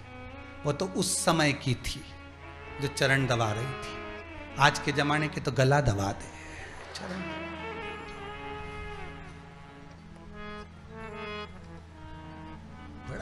ये कभी कभी होता है। एक बार हैदराबाद में शमशेरगंज गौशाला में कथा थी, तो वहां कथा करने गए थे, हो गए लगभग 8-10 साल के करीब में, 10 से भी ऊपर हो गया होगा। जब कथा करने गए तो इधर की बर्थ 2 और 2 बर्थ इधर की हमारी, और इधर सामने की जो 2 बर्थ थी वो एक पति पत्नी की थी। वो अब पत्नी सो रही खिड़की की ओर मुंडा करके, और पति उसके चरण दबा दिया। हमने मन में सोचा इसने पूरी विष्णु पुराण पलट दी। बताओ, अभी तक नारायण सोते थे लक्ष्मी चरण दबाती थी, ये यहां तो ये सो रही ने चरण भेरू दबा। अब बेचारा ना हंस सकता ना रो सकता, तो केवल स्माइल भी ऐसा दे रहा। अब हम बर्थ पे बैठे थे, अब हमने उसको इशारे में कहा तूने नाक कटा दी, चरण दबा रहा है। वो इशारे में एक हाथ से बोला क्या करूं, अब क्या करें। इतने में बात ही चल रही तो पत्नी जम के दबा, तो बेचारा फिर दोनों हाथ से लगा।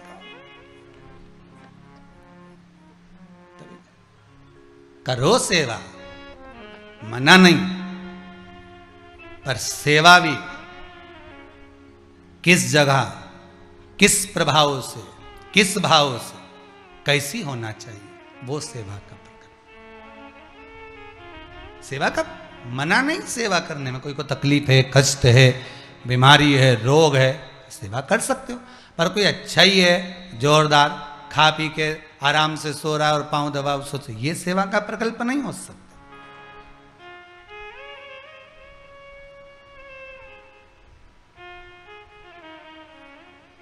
ये सेवा का प्रकल्प नहीं होगा।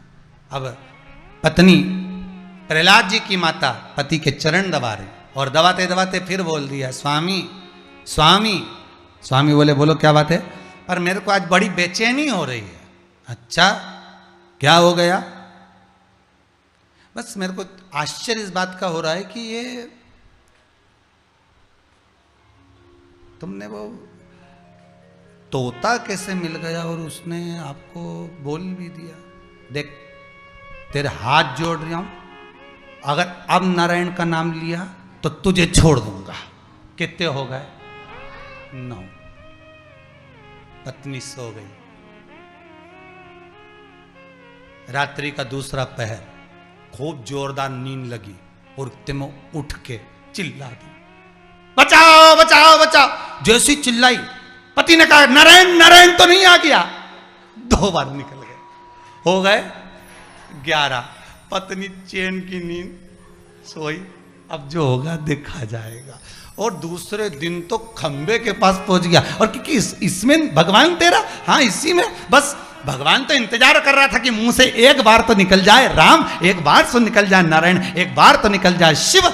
आज अगर लोग दुनिया के शंकर का शिवलिंग बनाकर पूजन कर रहे हैं, भगवान भी चाहता है कि तीसरी लहर को रोकना है, जनमानस का कल्याण करना है, तो श्रावण के महीने में शिवरात्रि का उत्सव कर कर शंकर का अनुमोदन ये शिव ने बना रखा, शंकर ने कह रखा। उसी तरह हमारी चित्तवृत्ति में भी वो बात समाहित होना चाहिए कि कैसे भी नारायण निकले तो इसका उद्धार तब होगा जब नारायण निकलेगा। खंबे में भगवान, हाँ है, गदा का प्रहार करा, खंबा टूट के नीचे गिर गया, नरसिंह भगवान प्रकट होगा। अभी इसको विश्वास ही नहीं था कि खंबे में भगवान होगा। जब विश्वास पैदा हुआ कि खंबे में भी भगवान हो सकता है क्या, तब गदा का प्रहार करा। जब तक विश्वास नहीं होता भगवान कभी प्रकट होता ही नहीं है। मानो तो गंगा मां, ना मानो तो बहता पानी, मानो तो पत्थर नहीं तो महादेव, मानो तो कंकर नहीं तो शंकर, आपकी चित्तवृत्ति में आप जो मान लोगे कि ये कंकर है तो कंकर और शंकर है तो शंकर, आपकी चित्तवृत्ति में लग जाए कि शिव महापुराण शंकर का ही एक स्वरूप है, जिस शिवलिंग का हम निर्माण कर रहे हैं वो शंकर का स्वरूप है, उसके कंकर कंकर में कण कण में शिव समाया है, तो शंकर मिलेगा उसमें, शिव मिलेगा।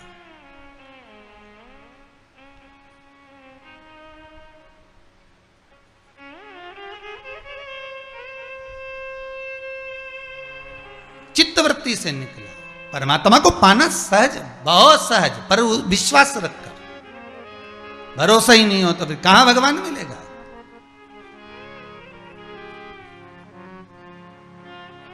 कहां परमात्मा।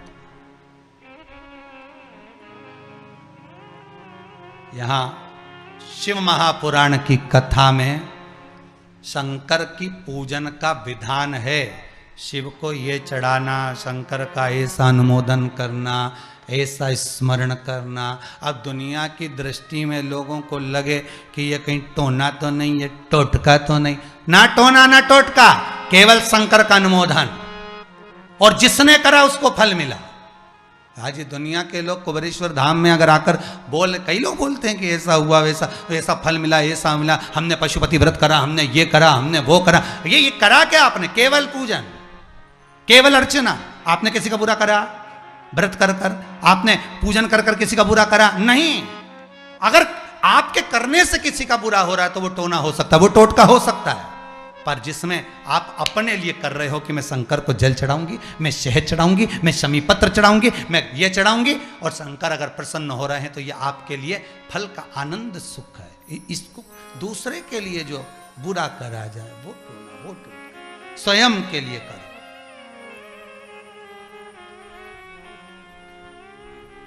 स्वयं के लिए वो सुख।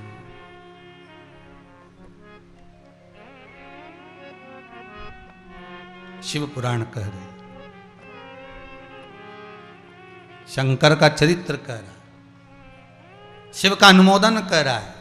कद्रू की चित्तवृत्ति में थोड़ी सी अंदर जिह्वा पर वीनता के लिए अपशब्द हो गया, वो शब्द गया अपने पुत्र की। अब मन में आया कि गुरुदेव ये बताओ कि सबकी एक एक जीवान होती है, सांप की दो जीवान कैसे? ये भी प्रसंग है महाराज जी। जिस समय पर वीनता देवी दासी बन गई कद्रू की, कद्रू कहती जाओ हमारी पादुका उठा कर लाओ, वो पादुका उठा कर लाती, जाओ हमारे वस्त्र लेकर जाओ, धो कर लाइए, वो वस्त्र धोने चली जाती, फिर कहती जाओ ऐसा कर कर आओ, वो ऐसा करने। 24 घंटे कद्रू वीनता से काम पर काम कराती। एक दिन श्री गरुण जी महाराज अपनी माता को लेने के लिए आए, माँ घर चलो, तुम्हारी याद आ रही है माँ, बहुत दिन हो जाते, कमरे में कक्ष में आप हमें स्नेह नहीं करती माँ, कभी अपने हस्त कमल हमारे मस्तक पर नहीं रखती माँ, माँ घर चलो, घर चलो। वीनता जाने लगी।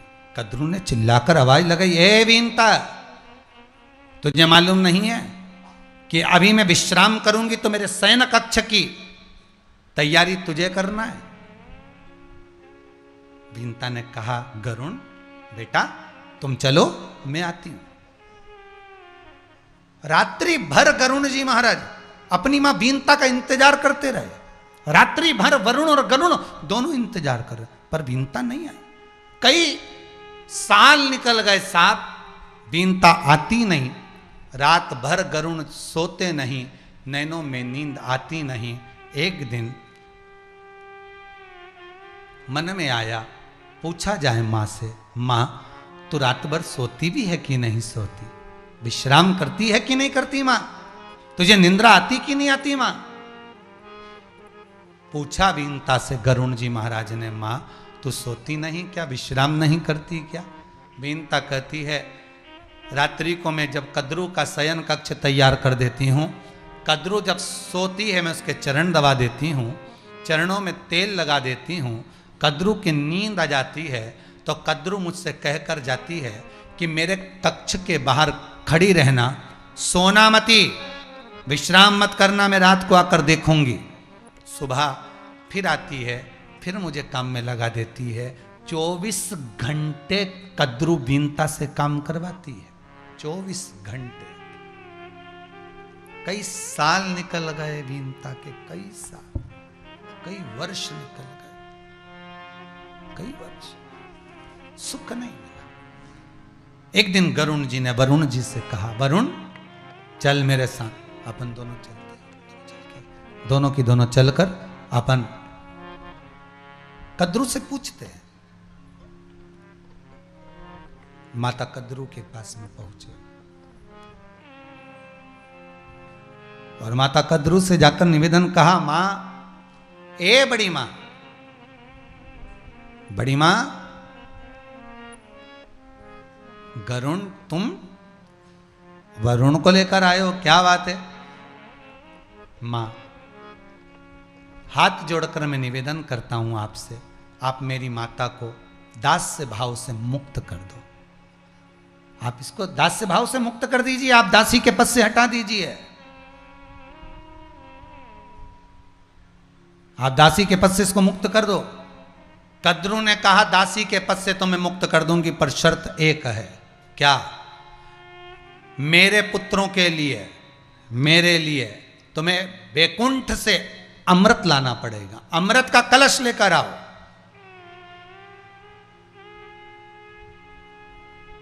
जब तुम वैकुंठ से अमृत का कलश लेकर आओगे और वो अमृत का पान हम कर लेंगे, तब तुम्हारी माता को दास्य भाव से मुक्त कर देंगे।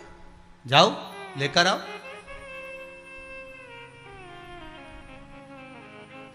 गरुण वरुण दोनों गए सीधे भगवान विष्णु के पास में।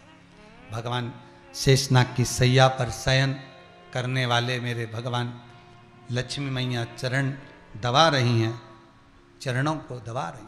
और आज गरुण जी महाराज प्रभु चरणारविंद में इतने रो दिए। आपको पहले कथा में कहा, अगर रोना है तो भगवान के सामने रोना, कुछ कहना है तो परमात्मा से कहना। जगत के सामने जाकर कहोगे, जगत आपका भाव नहीं जान सकता। कुछ कहने के लिए परमात्मा का होना जरूरी। आज ये खरगोन का अगर रघुवंशी परिवार कथा करवा रहा है तो इसके भीतर का भाव क्या है कि सर्व जगत का हित हो, संपूर्ण विश्व का कल्याण। माता पिता पूर्वज आदि आदि जितने भी पूर्व में रहे हैं, दादा हो दादी हो पूर्वज रहे हो, वो तो तरेंगे ही। अगर आप कथा करवा रहे हो, आप कथा सुन रहे हो, आप कथा का स्मरण कर रहे हो, तो वो तो तरना ही है। पर आपके भीतर का सुख भी तो देखिए।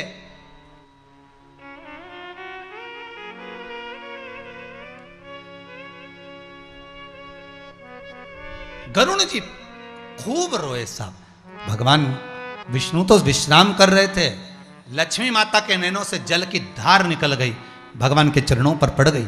जैसे ही भगवान के चरणों पर लक्ष्मी की अश्रु की धार पड़ी, लक्ष्मी जी ने पूछ लिया, नारायण ने उठते से पूछा, लक्ष्मी ये क्या है? आज क्या क्षीर सागर का जल लहरें उछल कर क्या मेरे चरणों में आ गई है? लक्ष्मी जी कहती हैं नहीं। तो फिर ये क्या मेरे पांव पर पड़ा है? लक्ष्मी जी कहती हैं ये गरुण के नेत्रों का जल है। तो गरुण तो दरवाजे पर खड़ा है, द्वार पर, ड्राइवर तो बाहर, गाड़ी तो बाहर, तो फिर तो क्यों रो रही है? लक्ष्मी जी बोल रही मैं नहीं रो रही, ये गरुण के नेत्रों का जल है जो मेरे नेत्रों से झलक रहा है। किसी को दुखी देखकर जब आपकी आंखों में जल भर जाए, समझ लेना ये जल आपकी आंख का नहीं, आपके नेत्रों का नहीं। सामने वाला व्यक्ति जो तुम्हारे पास में रोया है, सामने वाला व्यक्ति जिसके नैनों में जल भरा था, ये जल उसका है। ये जल आपका नहीं है, ये जल उसका है।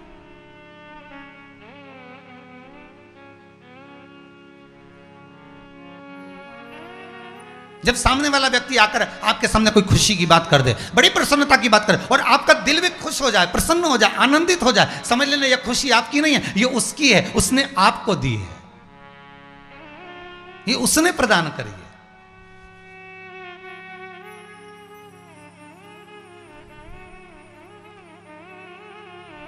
अब लक्ष्मी दूर हो रही है, नहीं नहीं नहीं, ये गरुण के नेत्रों का जल है।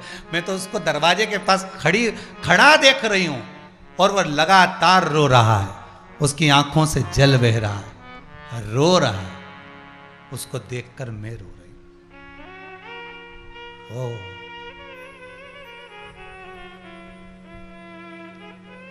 लक्ष्मी, क्या चाहता है गरुण? बुलाओ उसको। गरुण जी आए। क्या चाहते हो गरुण? वरुण तुम भी साथ में हो? हाँ प्रभु। क्या चाहते हो? बस प्रभु इतनी सी कृपा कर दीजिए, मेरी माता को दास्य भाव से छुड़ा दीजिए। मेरी माता को दास्य भाव से छुड़ा दो। क्या करा जाए कि तेरी माता दास्य भाव से छूट जाए? एक सेठ के यहां अगर कोई वर्कर कार्य कर रहा है, 40 लोग काम कर रहे हो, 10 लोग काम कर रहे हो, 5 लोग काम कर रहे हो, 25 लोग काम कर रहे हो, सेठ धनपति है तो उसको साथ में मनपति होना भी जरूरी है। मेरे भगवान विष्णु धनपति हैं तो साथ में मनपति भी हैं। गरुण को रोते हुए देखा तो कह दिया, क्या कर दूं मैं तेरे लिए, बोल। जिस समय जो आपके यहां 10 साल, 15 साल, 20 साल, 25 साल, 50 साल, 40 साल काम कर रहा है, सेठ का फर्ज है कि उसके यहां अगर दुख आया है तो सेठ उस दुख का साथी बने और उस दुख में उसको सहयोग प्रदान करे।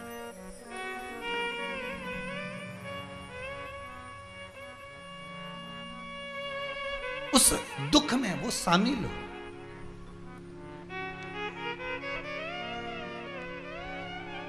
उस दुख का वो आनंद, वो जो पल है उसको मिटाने का प्रयास करे। बोल मैं क्या करूं तेरे लिए, बस मेरी माता को दास्य भाव से छुड़ा दीजिए। क्या करना पड़ेगा? अमृत का कलश चाहिए। भगवान विष्णु बोले गजब की चीज मांगी है। जिस अमृत के कलश के लिए देवता झगड़े, राक्षस झगड़े, असुर झगड़े, गंधर्व नाग, सब जिस अमृत कलश के लिए झगड़ा करते रहे, वो अमृत का कलश तुझे चाहिए? हाँ प्रभु, बस कृपा कर दो, वो अमृत का कलश मुझे दे दो। भगवान विष्णु ने लक्ष्मी जी से कहा, लक्ष्मी अमृत का कलश तुम मेरे को देना है एक बार, और वो अमृत का कलश इसलिए देना है क्योंकि ब्रजमंडल में, ब्रज की भूमि पर जब मैं कृष्ण बन कर जाऊंगा, और उस ब्रजमंडल में जब मैं ब्रज की भूमि पर कृष्ण बन कर जाऊंगा, उस समय पर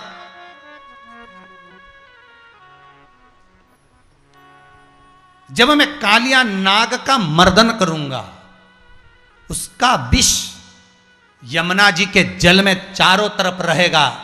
जिसका जल पीकर गाय मर जाए, कालिया नाग का विष कितना प्रबल था, सहस्त्र हजारों फण जिसके हैं, जिसका जल पीकर गाय मर जाए, जिसका जल पीकर मनुष्य मर जाए, तो क्या मेरे प्राण नहीं छूटेंगे? मैं भी तो मनुष्य बनकर जा रहा हूं।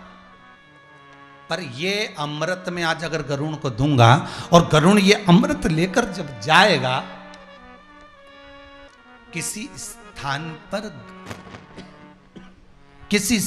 पर गरुण जी महाराज जब इस अमृत के कलश को रखेंगे, अमृत के कलश को जब गरुण जी महाराज रखेंगे और अमृत का कलश जमा रखा रहेगा, उसकी एक आध बूंद नीचे गिरेगी तो उसका सुख मुझे भी तो मिलेगा।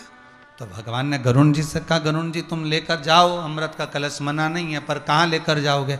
और ले जाते तुम इस अमृत के कलश को थक गए तो गरुण जी ने कहा, प्रभु आप बताओ क्या करना है? भगवान ने कह दिया, ले आते काम करना, ब्रजमंडल में यमुना जी के घाट पर इस अमृत के कलश को पहला विश्राम देना, ठीक है। दूसरा विश्राम, अमृत के कलश को कद्रू के हाथ में मत देना, अमृत के कलश को भूमि पर रखना, ठीक है।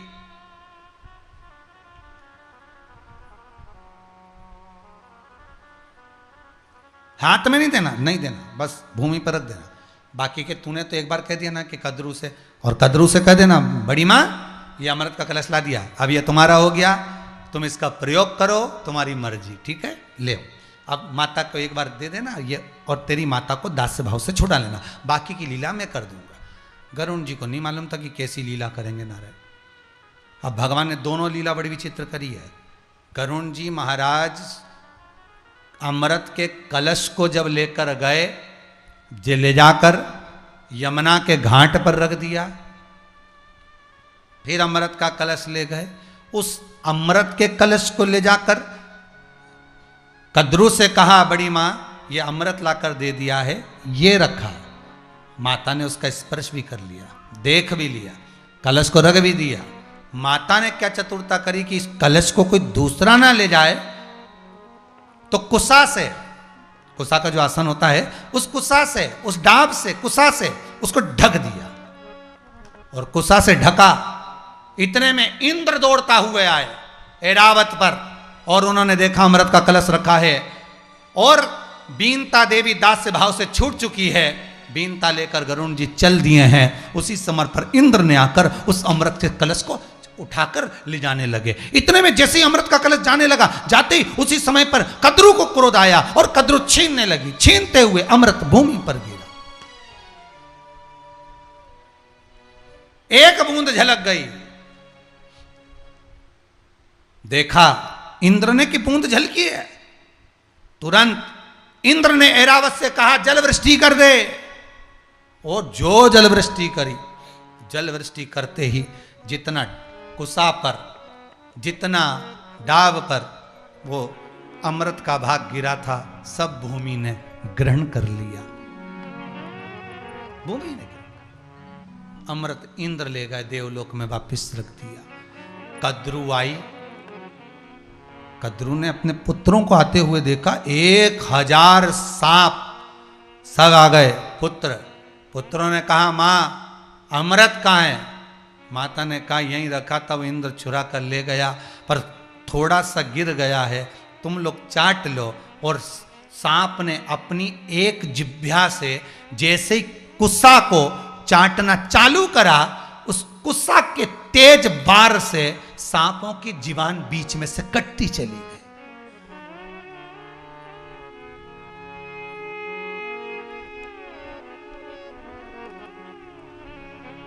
सांपों की जीवान बीच में से कटती चली गई। कितनी जिब्बिया हो गई? सर्प की 2 जिब्बिया।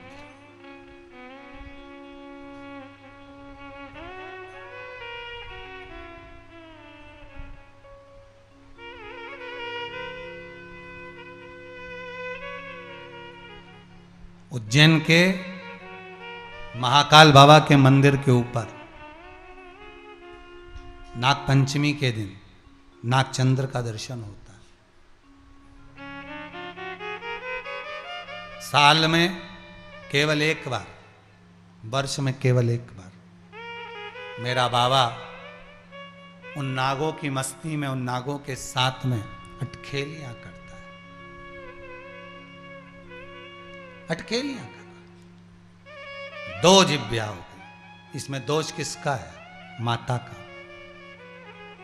जो शब्दों का संबोधन कहा गया है, जो शब्द बोले गए हैं, कहे गए हैं, वो वापिस एक जिह्वा से नहीं 2 जिह्वा से आ रहे हैं। आप किसी को कुछ देते हो, वो अधिक बढ़कर ही मिलता है।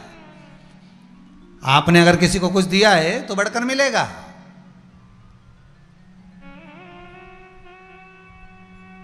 वो द्रौपदी ने भगवान कृष्ण के हाथ में जब चोट लगी, अपना चीर फाड़ा, उसको हाथ पे लपेटा।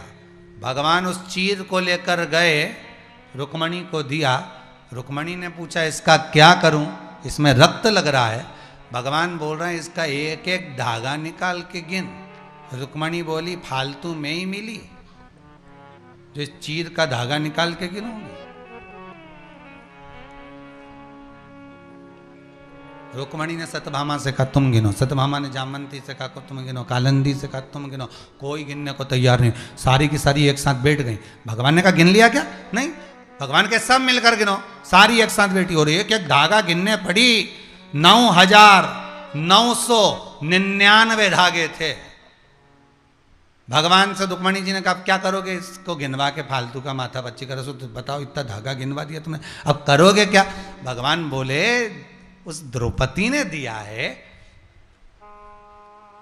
दुनिया के लोगों को लगा चीर दिया है, और 9999 जब दुशासन ने चीर खींचा, भगवान ने तुरंत रुक्मणी से कहा, कितनी साड़ी धरी तेरे पास, जल्दी निकाल के ला।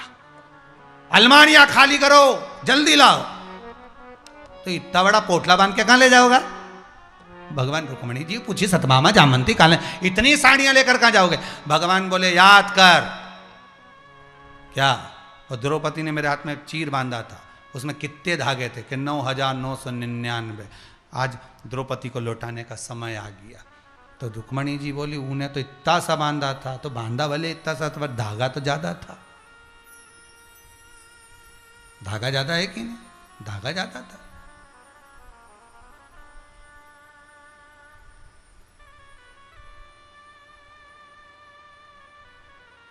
पहले पंडित जी जब मंत्र बोलते हैं ना, पूजन कराते हैं, तो पंडित जी बोलते हैं वस्त्रम समर्पयामि। तो माताएं क्या करती थी, जो हाथ में कलेवा बांधते हैं ना, नाड़ा मौली, उसको काट के रखती थी थाली के अंदर। अच्छा मोटा मोटा धागा रंगीन, उसको काट के रखती थी। जैसे ही पंडित जी ने कहा वस्त्रम समर्पयामि, इसने उठाया वस्त्र चढ़ा दिया। भगवान भी गिनते थे, इतना मोटा कलेवा होता था उंगली के बराबर का, उसमें तो भगवान गिनते थे कितने धागे, इतने धागे इसने मुझे दिए हैं, इतनी साड़ी इसको वापस लौटाना। तो ये जब मायका जाती तो साड़ी मिल जाती, मौसी सास के यहाँ जाए तो साड़ी मिल जाए, मामा जी के यहाँ जाए तो साड़ी मिल जाए, रिसेप्शन में जाए तो साड़ी मिल जाए, वहां जाए तो ये मिल जाए, इसको खूब साड़ी मिलती थी। जब से इसने वो गिट्टी लिया ही धागा की, पीली और लाल वाली। आजकल क्या चलती है, वो मोली मोटा वाला कोई नहीं चढ़ा क्योंकि टूटे ही नहीं, तो इनने धागा की गिट्टियां है ना, 2 धागा की पीला और लाल वाली ऐसी बनी बंदी है, उसको तोड़ तोड़ के वस्त्रम समर्पयामि। भगवान ने मन में सोचा तूने 2 धागा चढ़ाया, एक मायके से एक ससुराल से, जा तू भी, तूने 2 चढ़ाया 2 मिलेगा, ज्यादा चढ़ाती तो ज्यादा मिलता। अब वो मोटा वाला अगर लच्छा चढ़ाती, नाड़ा चढ़ाती, मौली चढ़ाती, तो भगवान भी गिन के देता 25-30 तो धागे उसमें पारिवारिक। तुम भी घर जाके गिनना, मोटा वाला जो लच्छी होती ना, उसका एक एक धागा निकाल के गिनना, कम से कम 20-25 धागा तो होगा उसमें पतला पतला, तो उतना भगवान भी देता था। अब आज के जमाने में तो गिट्टियां आए, जैसे पंडित जी बोले वस्त्रम समर्पयामि, ने तोड़ा चढ़ाया, भगवान ने गिना कितना, तो एक लाल एक ने पीला, तो एक मायका की एक ससुराल की, जा। भगवान भी बोल देते उतना ही मिलेगा जितना दिया।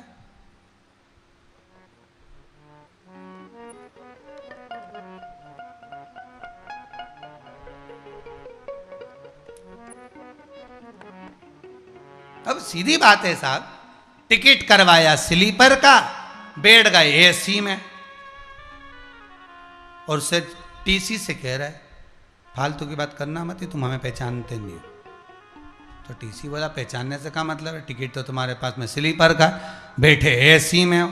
तो क्या हुआ, ट्रेन तो है, नहीं ट्रेन तो है पर बोगी अलग अलग है, तो क्या हुआ, यहाँ का आदमी के वहां बैठ देना।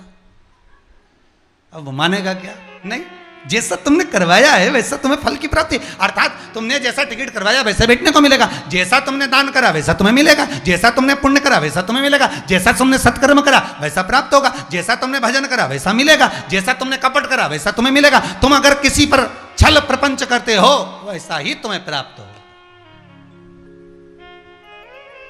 वैसा ही मिलेगा।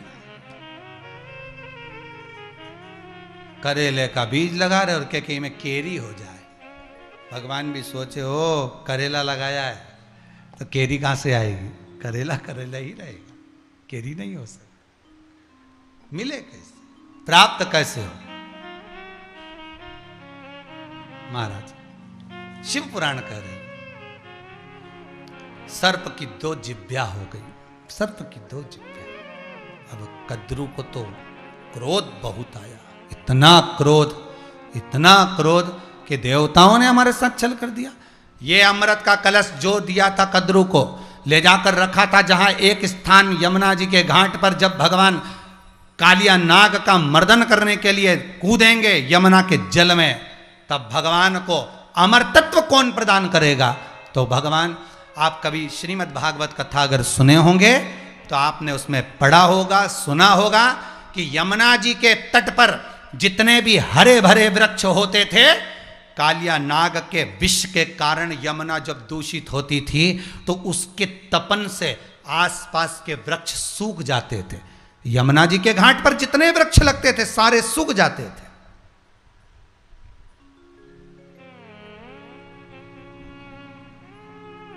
कालिया नाग का विष इतना प्रबल था कि वो सारे वृक्ष सूख गए, सारे वृक्ष सूख जाएं, पर एक वृक्ष ऐसा था जिस पर भगवान कृष्ण चढ़े थे और चढ़कर यमुना जी में कूदे थे। वो कदम का वृक्ष, वो एक कदम का वृक्ष यमुना के घाट पर हरा भरा दिख रहा था, बिल्कुल हरा भरा। तो कृष्ण ने अपने मित्रों से पूछा कि सारे वृक्ष सूखे, ये वृक्ष हरा क्यों है? ये वृक्ष इतना हरा भरा कैसे? क्या कारण है? कैसे है ये? किस लिए? जिस पर भगवान कृष्ण चढ़कर कूदे थे वो वृक्ष हरा भरा था। सारे सूख गए, एक हरा भरा। बस यही शिव पुराण की कथा कह रही है। सब सूख जाएंगे, पर तुम अगर शिव का गुणगान गा रहे हो, शंकर का भजन कर रहे हो, स्मरण कर रहे हो, तो यह विश्वास रखना कि तुम तो हरे भरे रहोगे ही। वो सूख नहीं सकता, वो नहीं सूख सकता।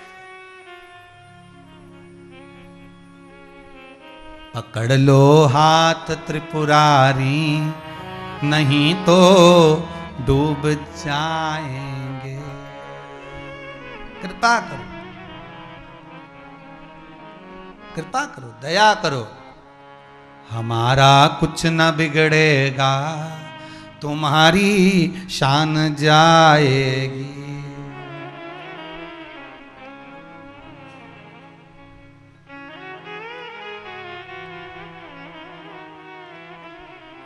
जिसको भगवान रखा है, देखिए पूरे यमुना जी के घाट पर सारे वृक्ष सूख गए, एक कदम का वृक्ष जिस पर भगवान कृष्ण चढ़कर यमुना जी में कूदे, वो वृक्ष हरा भरा। किस कारण से? क्योंकि जब ये अमृत का कलश आया था, यमुना जी के घाट पर रखा था, उसकी एक बूंद उस कदम के पेड़ के नीचे पड़ गई थी, जिससे सारे वृक्ष सूख गए, पर वो कदम का वृक्ष नहीं सूखा, वो हरा भरा बना। वही अमृत की बूंद है शिव महापुराण की कथा। संसार सागर में अपन सब वृक्ष हैं, संसार सागर में अपन सब वृक्ष हैं, पर संसार सागर के सारे वृक्ष सूख सकते हैं, पर शिव की अमृत का अगर एक बूंद मिल गया, शिव महापुराण की एक अमृत बूंद हमको मिल गई, तो फिर आप सूख नहीं सकते। बाबा आपको साथ कर रखेगा।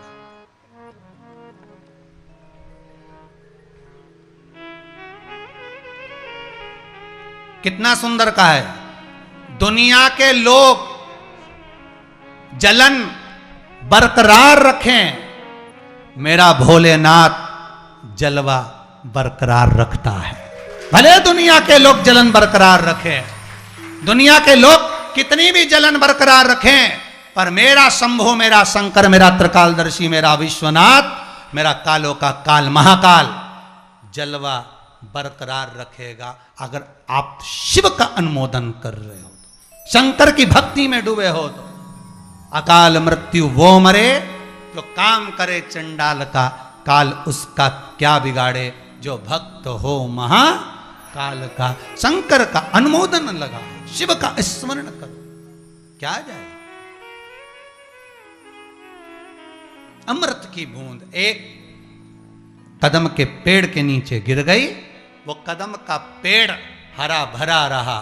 शिव महापुराण की एक बूंद, शंकर की कृपा की एक बूंद अगर इस मन के अंदर गिर जाए, इस जीव के भीतर उतर जाए, तो बताओ फिर ये जीव भटकेगा क्या?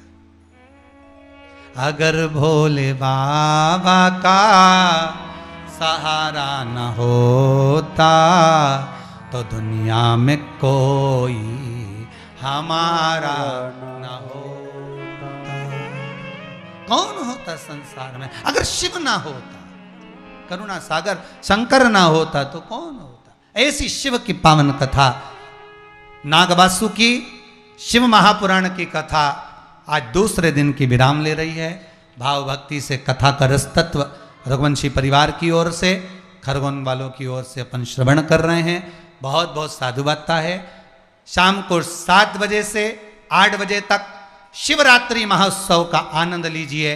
अपने घर में बैठकर आपके पास के जो भी ब्राह्मण जन हो, विद्वत जन हो, उनको साथ में बिठाकर ऑनलाइन शिव महापुराण की पूजन, यहाँ से ब्राह्मण जन 11 ब्राह्मण एक साथ बैठकर मंत्रों का चरण कर कर, मंत्रों की साक्षी में, शंकर की साक्षी में, ब्राह्मणों की वेदवाणी की साक्षी में, यहाँ से मंत्रों की ध्वनि के साथ भगवान शिव का अभिषेक होगा।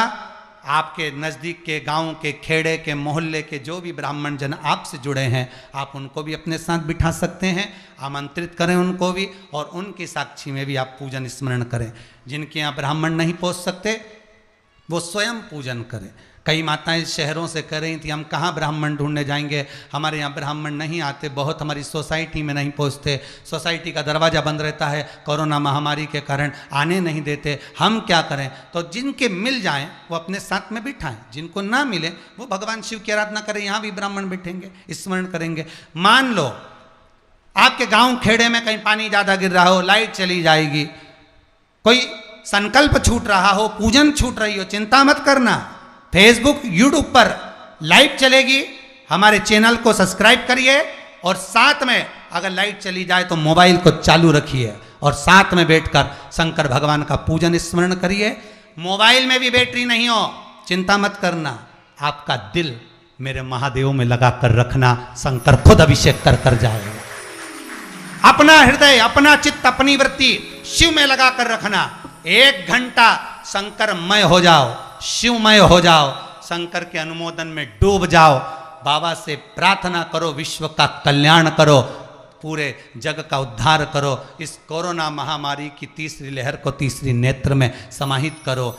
जिनका विवाह नहीं हुआ हो वो भी पूजन करें, जिनका हो गया वो भी करें, जो बच्चे चिड़चिड़ करते हों वो भी। काली मिर्ची एक एक सब अपने हाथ से, भले घर में एक शिवलिंग बनाओ, पूजन का सामान भले एक जगह चढ़ाओ, पर काली मिर्ची एक एक अवश्य चढ़ाओ, जिससे रोग, बीमारी, कष्ट और आपकी मनोकामना बाबा देवाधिदेव महादेव पूर्ण करे। इसलिए बाबा का अनुमोदन अवश्य करें। ठीक शाम को 7 बजे से 8 बजे तक आस्था चैनल, फेसबुक, यूट्यूब पर कथा का सुंदर इस शिव रुद्र अभिषेक का आनंद लेते हुए अपने जीवन की सार्थकता को अपन अग्रण्य करें। और निवेदन है मेरा पुरुषों से भी, भले माताएं घर में पूजन कर रही हो, 1 घंटे के लिए दुकान भले थोड़ी सी डाउन कर कर चले जाओ, आकर खोल लेना, 1 घंटे में कोई इतना बिजनेस नहीं चलता।